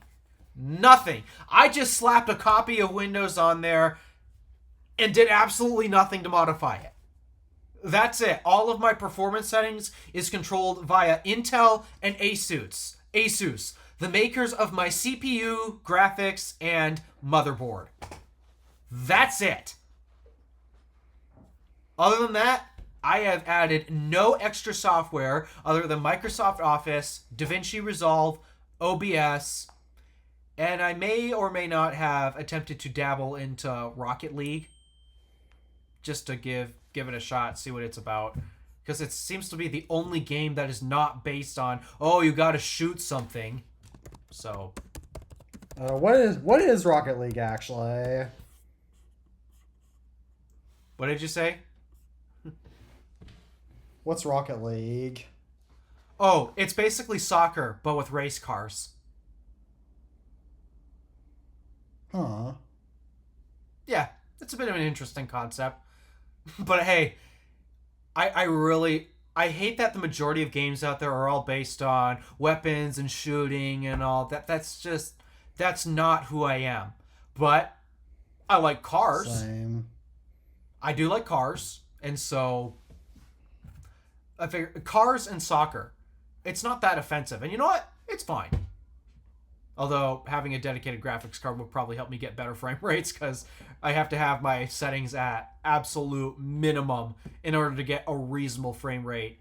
And even then, at the end of the day, my internet sucks, so I can't play with the rest. So that's a me problem. So, but yeah, the point is, I did basically no software adjustments. All I did was I slapped Windows on, and for the most part, it's run okay. My only issue was dealing with Microsoft OneDrive, and that was Microsoft's BS. But I have not really had any performance issues. Because I didn't slap a bunch of bloatware on it. So maybe this is something that all of these laptop and, well, PC manufacturers in general should take note of. Maybe, you know what? Maybe all the bloatware that you think is going to help control your system, maybe adding all of that on top isn't actually doing anything. So why don't you just treat it like a normal computer? But no. What a novice concept. The only reason why... I guess the reason why they're doing it is to be more like Apple, to have tighter control of their systems and optimization. But the problem is the more things you throw at it that are not made by each other, then the harder the time you're going to have optimizing your system. Which is why Apple does everything custom in-house. That's why if Razer wants full optimization, they should just make their own operating system. Because games... They really should do that. So, but, yep. Yeah, gamers probably would optimize for Razer OS. Mm-hmm. One would think. Actually, Razer I mean, OS will probably plenty of developers have been optimizing their games for Steam OS. Yeah, SteamOS is actually really starting to overtake Windows in gaming. It is.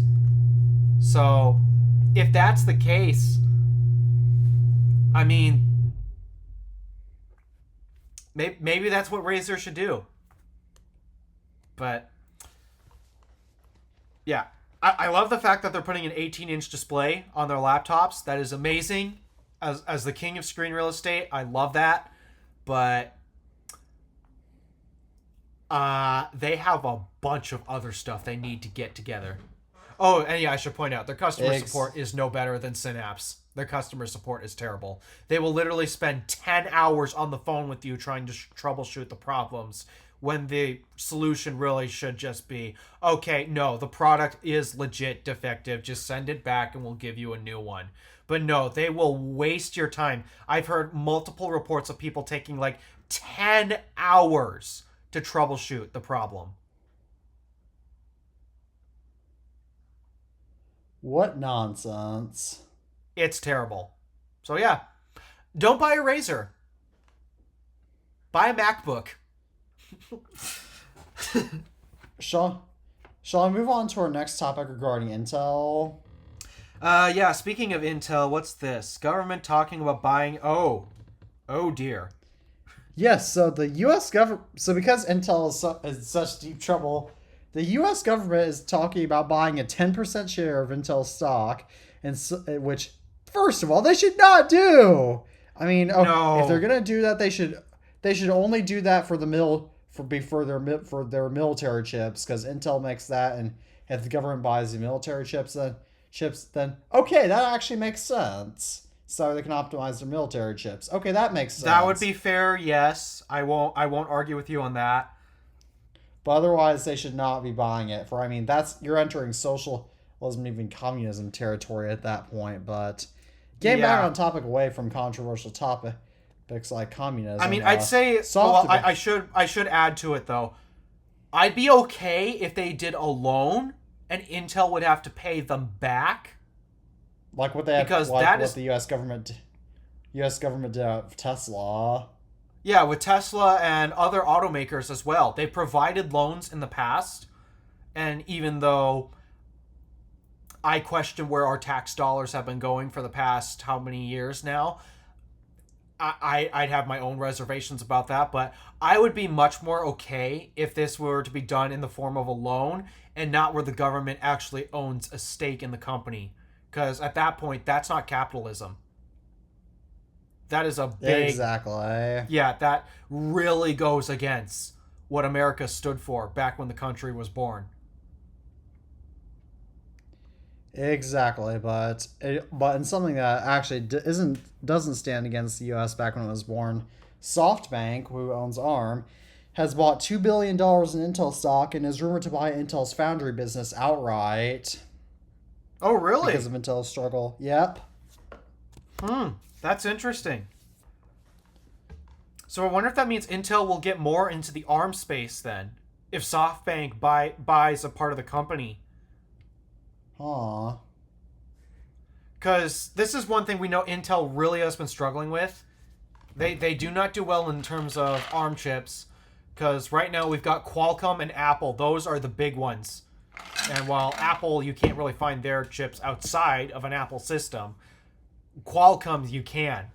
And so Qualcomm does not have a lot of competition.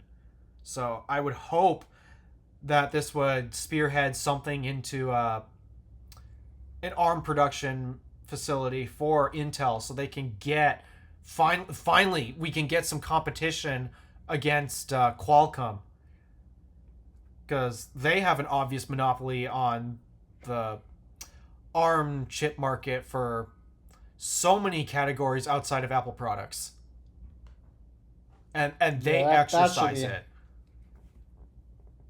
So, yeah, that's a little bit rough. Which is I hope that's what it means. Yeah, I hope that's what it means, but I'm not entirely certain that that's exactly what's going to happen. But hey, One can dream. One can hope. So. Yep, but shall we move on to our next topic that is definitely not about capitalism? Oh, dear. Why are we talking about Russia's state-backed Max messaging app must be pre-installed on all full phones and tablets sold there.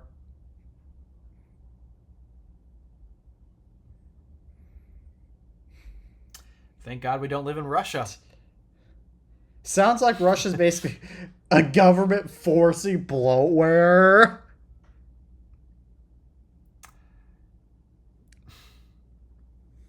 I'm trying to remember. We already discussed why bloatware is bad. So, remember the Soviet Union was bad. Yeah, it's not just the bloatware aspect to complain about. It's also just your freedom of choice. And obviously here in the US, we put a lot of emphasis on it because, well, I mean, we have a freedom of choice. Well, in theory, at least. Assuming the government doesn't step in with an antitrust case that does the opposite of what's supposed to do. For Russia, I don't know. I mean, after the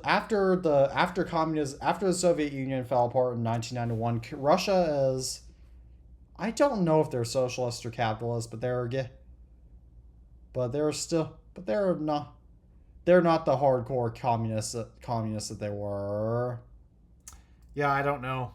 But yeah, at the same time forcing everyone to no options, that's should be obvious. No, I think you'll still be able to install other apps, messaging apps. It's just that the Max app will have to be pre-installed.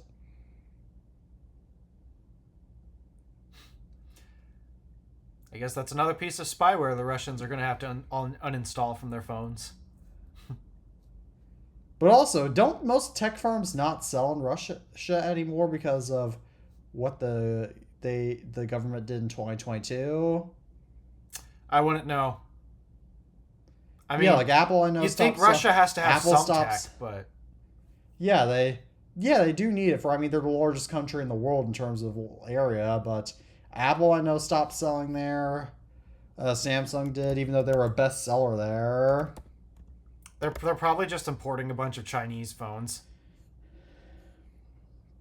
Yeah, does Apple still sell in Russia? Oh no, because according to government policy, we have to hate Russia right now. Well, depending on which side of politics you're on. Oh, you can still buy. Apple doesn't sell their products directly in Russia, but the industry and trade ministry has approved the country's merchandise for imports. Companies merchandise for imports. So basically, that's actually how a lot of countries in the Eastern world have to get Apple devices. Because Fai Sofa from Favorite Tech X, who lives in Cambodia, I'm pretty sure he actually has to import his Apple devices from another country because I don't think they sell directly in Cambodia. I think that's the case with a lot of products. I mean, China especially, you have to import. If it's not made there, then you really have to go through the import process because a lot of companies that don't make their products domestically within the country. Yeah, it's I don't know. It's not. I really don't have that much to talk about with that. So. Same, but. Shall I move on to something what are you thinking? Spotify DMs are now a thing. So, okay, I have some. Here's two things with that. First of all, Spotify is not a social media network. It does not need DMs. That's just another for. I mean, I don't like to admit this, but that's another way for bad guys to get on the internet and do bad things. Does anyone remember what happened when Apple tried something like this with Apple Music? Apple Music Connect, and with previously of iTunes paying, relating that to the actual title of the show. There's a reason it was a failure. Because people want to talk about more than music. Yeah, Apple Music is a music app.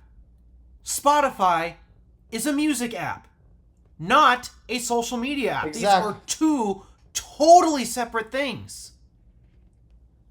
Exactly. And if you want...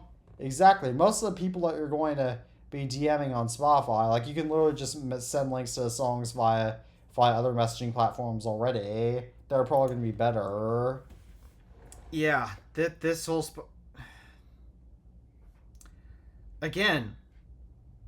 And how much are they paying their artists? Not much. Oh, did I forget to mention the Spotify DM? Yeah. I always hate being that guy to bring it up. The stupid internet delay. I always hate being the guy to bring it up, but yeah, I still... How much do they pay their artists? Not much. That's the problem. And this is probably why the artists aren't getting paid. Yeah. Did I forget to mention that Spotify DMs are restricted to users 16 and up? They should probably be restricted to infinity and up. Yeah. In other words, it shouldn't exist. So, Spotify making more dumb decisions. So. Shall I move on to some false advertising, though? Oh, yeah, I brought this up on Twitter. Because apparently Marquez made a retweet about... yeah, I can explain it. Marquez tweeted that apparently nothing got caught. Nothing is in the phone company. Because... let the jokes roll in. Yeah, nothing was caught using DSLR photos and claiming that they were taken on their new phone 3. I believe other phone companies have gotten caught doing that too. If I recall, Nokia, HTC, there's a bunch of phone companies that do it. And you want to know something?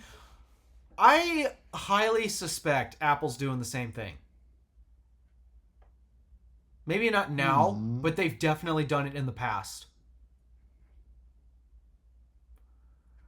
The reason why is the pictures that they take and showcase during the keynotes, they look too perfect.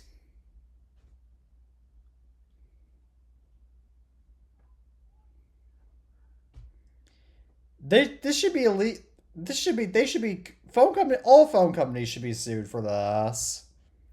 I genuinely think that, I mean, obviously it is false advertising. This should not be a debate. Company claims this photo was taken with their new camera on their new phone when it was indeed not.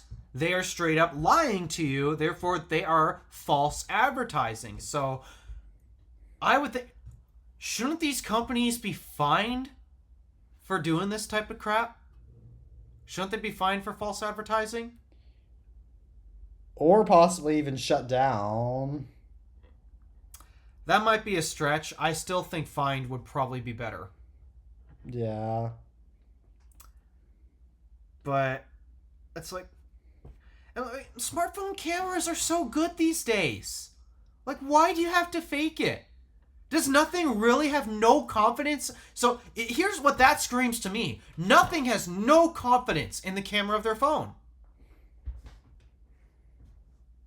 Which to me sounds like they have no confidence, which means that I should buy a phone that they're not confident about. I mean, even Apple seems pretty confident about iOS 18, even though it sucks. How much confidence do they have in their tanks right now? Oh, wait. Their tanks have nothing in them. Their confidence levels are nothing. That's true. Stupid jokes.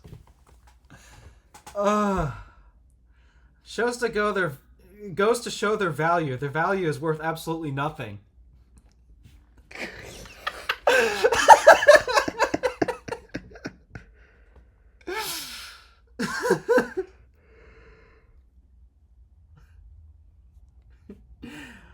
I'm sure people are clicking off the show right now because.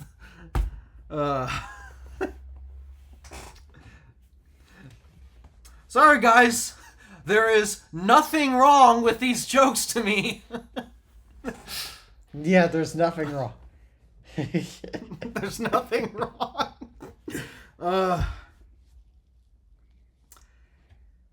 So, yeah, ultimately, this now shows that, okay, do not buy the Phone 3 for the camera because they clearly do not have enough confidence in it.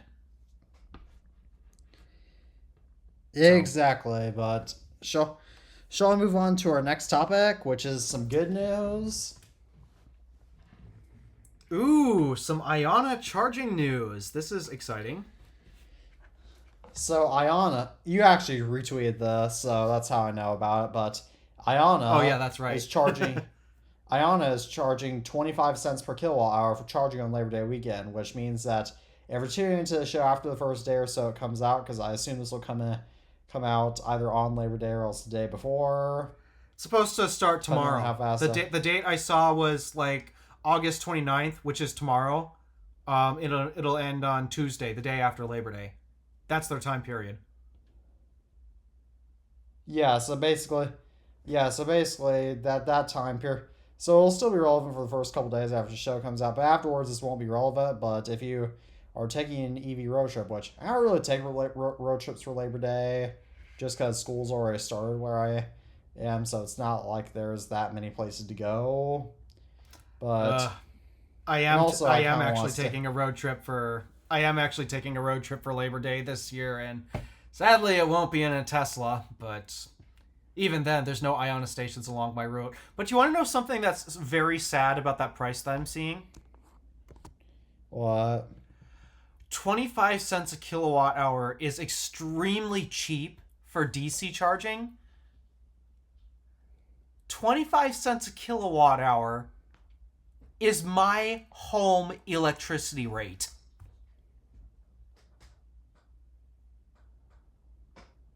Oh! Which is expensive for home electricity.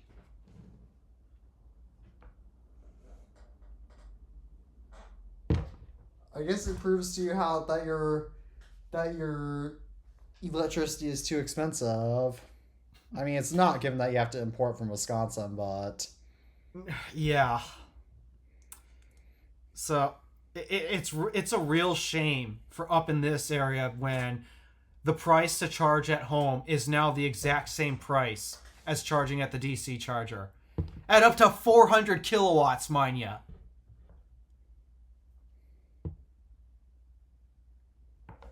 So, yeah, well, I had a little heartbreak reading that price. Well, the UP needs to get their act together about power.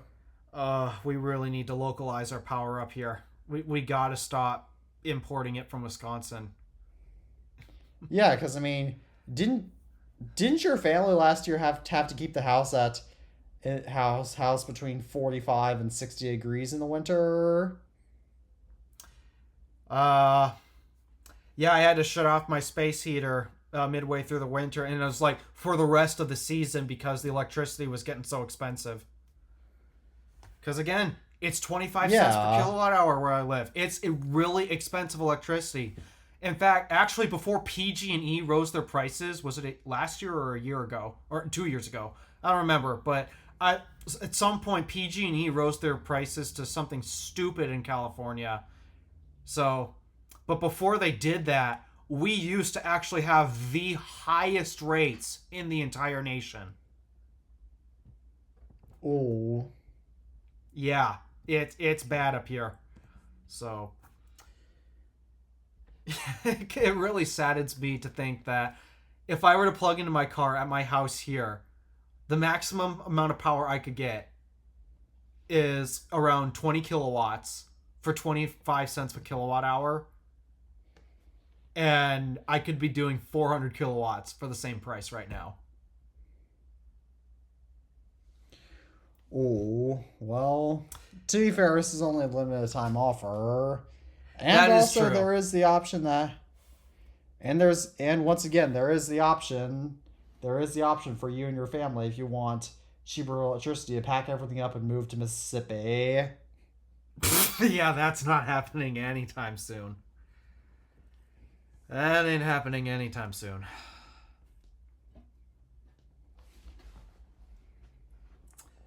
So. Yeah, that'd be a bit of a change. Yep, for the that family, is but- awesome news to see. I'm glad to see that. Anywho, what else do we have left on the docket? So, Infiniti is sadly delaying their electric car until 2028 through 2029, but they're releasing their Q50 sedan after completely discontinuing sedans. So they're effectively reverting back to sedans. That's good.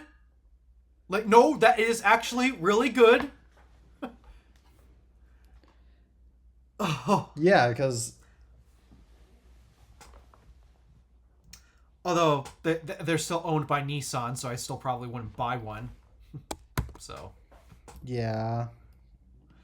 Tabby and I... Did we tell you about the thing that Nissan tracks? Or did I only just tell Tabby? You mean the activity that makes babies? Yeah.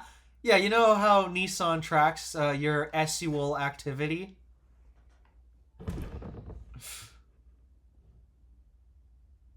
Yeah, I know how they track just your see sexual activity. I'll just rate this episode explicit.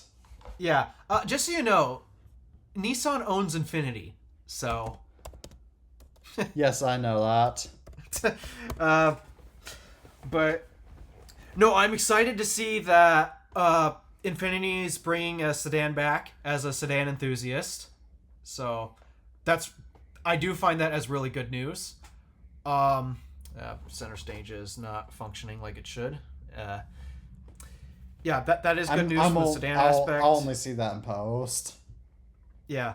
The electric car, I can understand why they're delaying it, and it's because right now, Nissan, they need a Hail Mary right now. They are doing so bad. They need to make a Hail Mary and pray it actually works. Because I'm really... The vehicle that matters right now for them is the Nissan Leaf, the new updated Leaf. And I have no idea how that's going to perform. Because on one hand, the price is right. The majority of the specs are right. But the problem is they really screwed up with the charge port situation. And I'm worried that's going to confuse people so much, they're not going to want to buy them.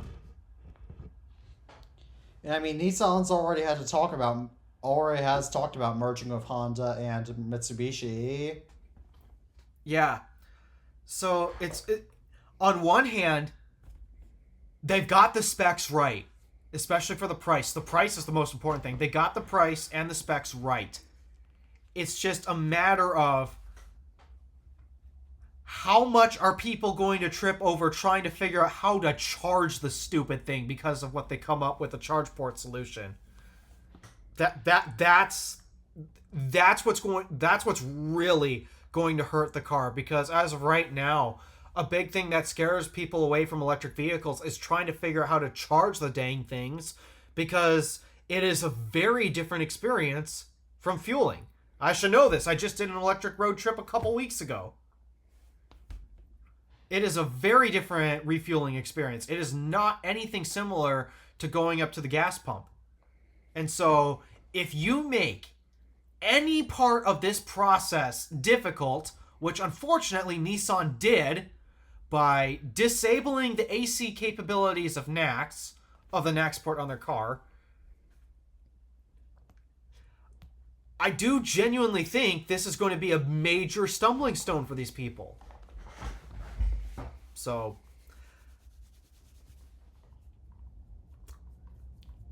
the only thing we can do is just wait and see what happens.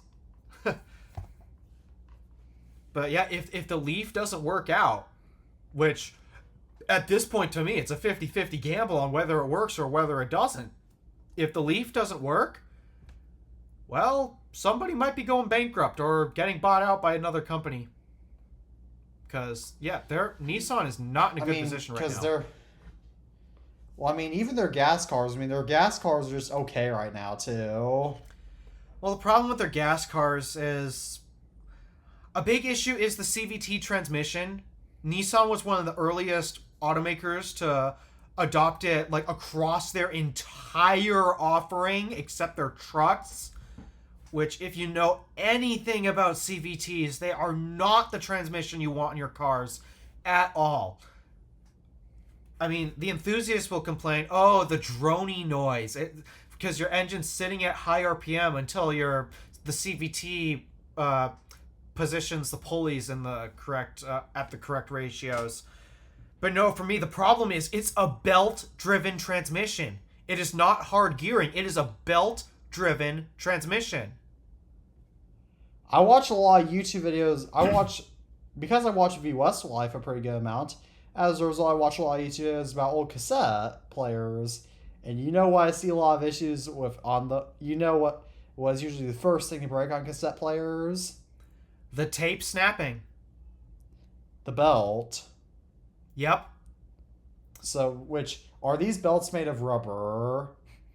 They're not. They are made out of metal, but given the heat that they go through, given the heat that they go through, that can be problematic. That does accelerate their wear.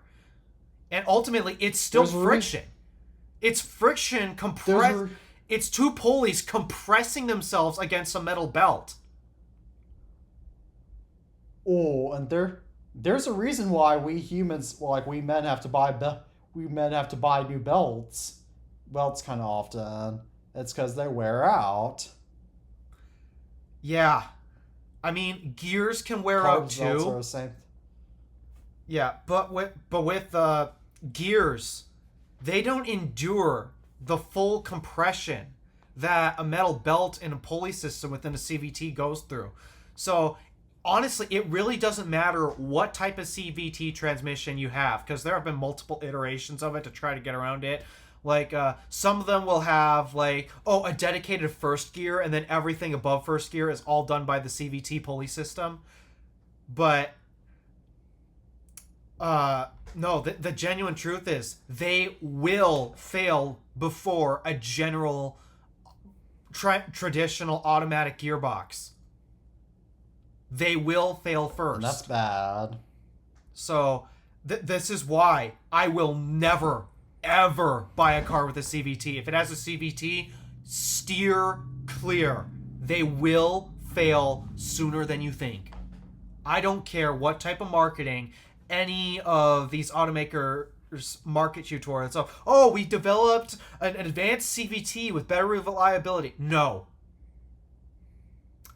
It is ultimately a flaw. It's like the Wankel engine or the rotary engine that Mazda tried to use for so long. They should have given up a long time ago. You know Mazda's trying to bring that back? They are, and it's dumb.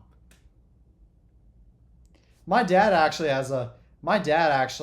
one of his cars that he's been driving lately because his M6 has been in the shop.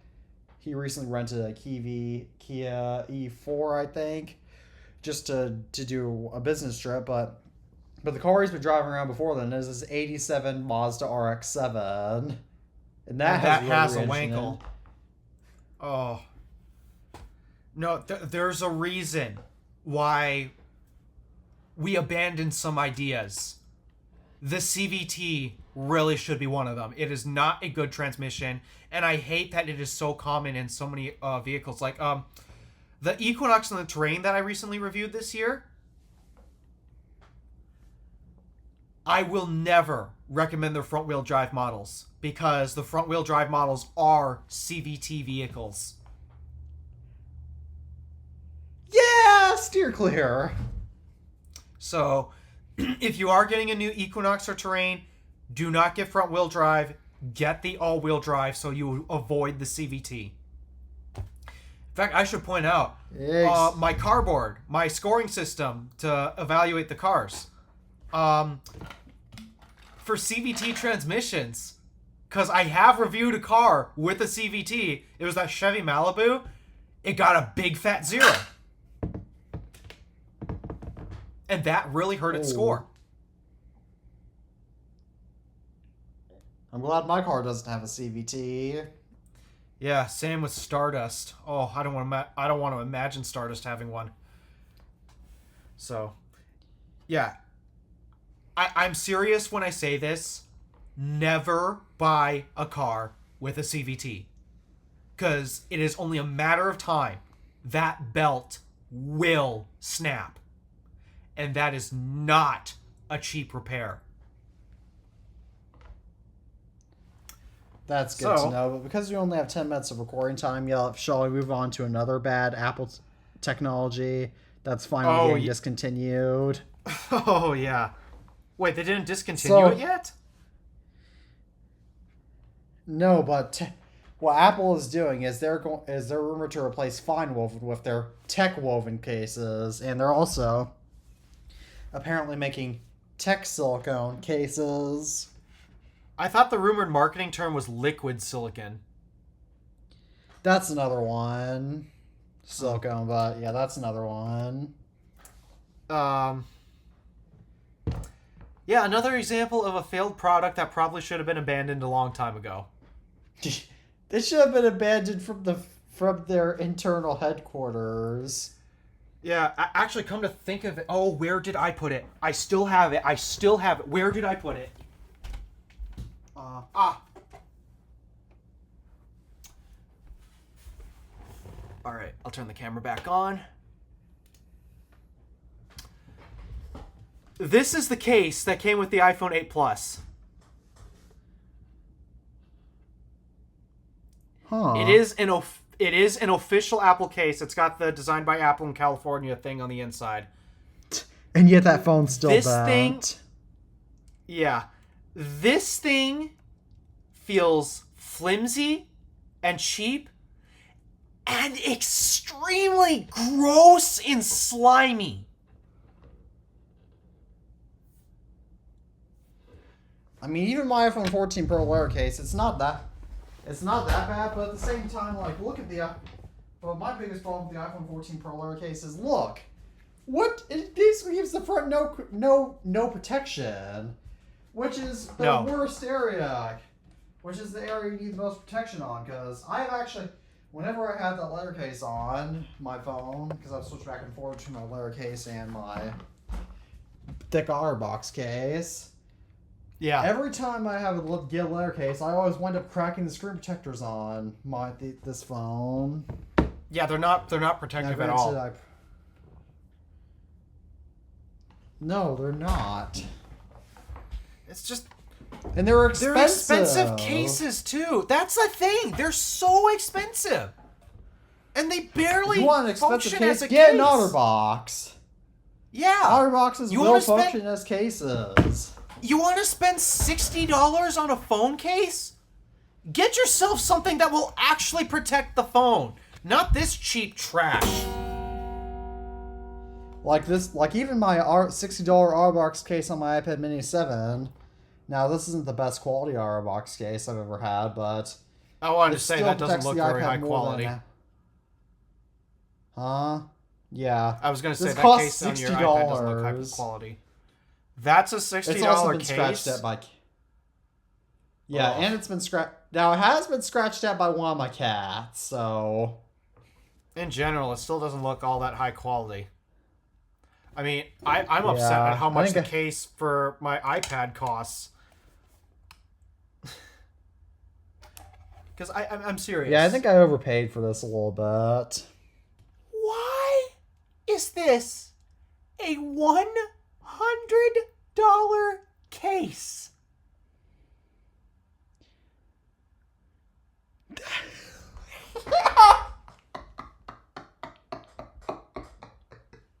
This literally cost $99 on the Apple Store.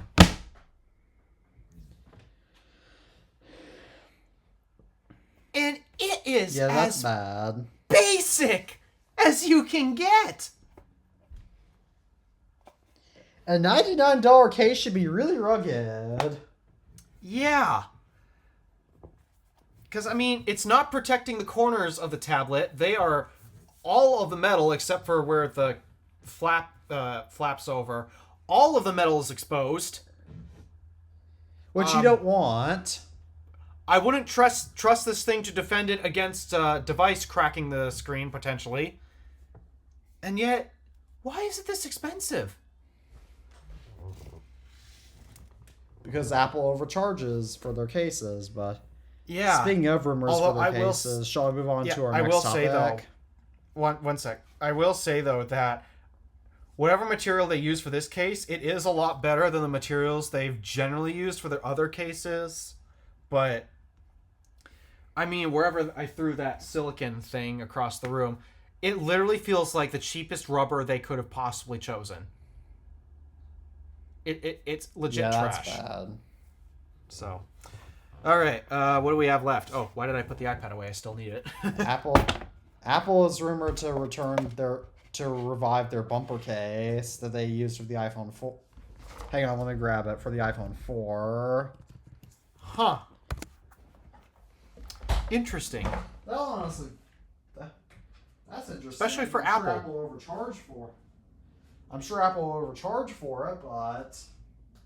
Oh yeah, they'll charge you an arm and leg for it. You might need to sell both your kidneys to afford it. I don't think I'm gonna buy an Apple case for my iPhone 17 Pro. In fact, I think I'll probably buy another hour box. Except this time I'll buy an hour box with MagSafe support. Yeah, I went ESR. I went ESR this time around, and I really love this case. This is an amazing case. I like hour box cases, but I might have to go. I'll look into ESR, and while I'm at it, I might get one of their wallets too, because my dad did get me a Ridge wallet earlier this year, which I still have in my pocket. I do like Ridge wallets. They do make everything nice and compact, but I also like having Find My directly in my wallet. Yeah. I mean, what's nice about ESR too is they actually strengthen the magnets compared to the normal spec. So that means the magnetic attachments are stronger compared to typical MagSafe stuff. And their screen protectors are really good too, so ESR is really getting serious. No, yeah, they're awesome. I wish they'd sponsored me, but nope, I guess not. I'm too irrelevant. Well, you're not big enough for. I haven't even gotten a sponsor request from them, so no. I've just gotten sponsor requests to review cheap Chinese crap, but yeah. Shall we move on to our final topic? Whoa. Apple TV Plus that's is rumored to get price hikes by 30%. I have to ask, how much does it cost now? Because I don't pay for it standalone. Let me... Because my Apple One $12.99 $12.99 a month? That's kind of expensive. Okay, $12.99. I will say, though, that is a better value than some other sites. Yeah. Netflix. Times 0.3. Disney Plus. Plus $12.99. Okay, so in this case, the price would go up to $16, and they probably round it up to $16.99. Oh, well, of course. I mean, I don't even think it's worth that much still. I mean, the only reason I have it is because it's included in my Apple One bundle, and I am, for the most part, satisfied with everything that's included in it, minus... Is arcade included in my bundle? I think arcade's included, but I'm not a gamer, so I never play any of the arcade games. But it's like, I do use Apple Music, I do use iCloud, I do use Private Relay, and I haven't been watching Apple TV Plus that much, but that's because I haven't been watching a lot of TV in general, period, as of late. So it probably means my subscription bundle for that is probably about to go up, which sucks for me, but yeah. Oh well. I just pay for Apple Music and iCloud Plus. Which, speaking of, my iCloud storage is apparently full again. Oh, you filled that up now? Oh, it's almost full. Yeah. Yeah, I need to fix how I use iCloud, but You need to build guess yourself another one of news- these, or get a airport time capsule to store all of your stuff. my mom won't let me set up the airport, and also I haven't figured out entirely how to get it set up. Yeah. No, I have an airport, I just haven't figured out how to get it set up. And my mom They have won't the let me time anyway, capsule with the hard so- drive. Yeah, I do have one. So why won't she let you set it up? Because she doesn't want to decrease the network speeds. I mean, if you really, it really doesn't matter about that. If you're really trying to actually decrease network speeds, then what you want to be doing is hard Ethernet wiring everything. Well, we don't really have the space for that in my house, but yeah, that's I am serious Yeah, though. my She's mom- really that dead set about worried about decreasing the speeds. And oh, by the way, our internet speeds are not slower just because I have my time capsule running.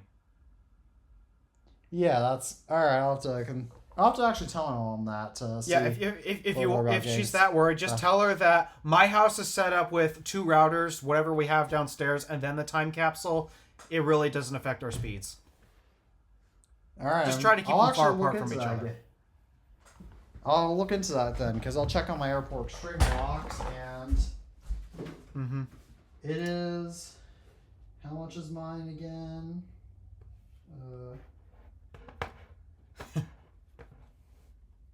Oh, it doesn't say how much mine is on its box, and I haven't managed to get it fully set up yet. But that's beside the point, because we are out of time. Yep. So, as always, thank you all for tuning in to another episode of the iTunes Fan Podcast. As always, I'm Teddy Bagger from the iTunes Fanboy. And my name is Alpha DeWolf from the Random Alpha. And as always, we're saying peace out for now, and we hope to see you all in the next podcast episode. And have an excellent Labor Day weekend to everybody who's tuning in right after this episode releases. Take care, everyone. See ya.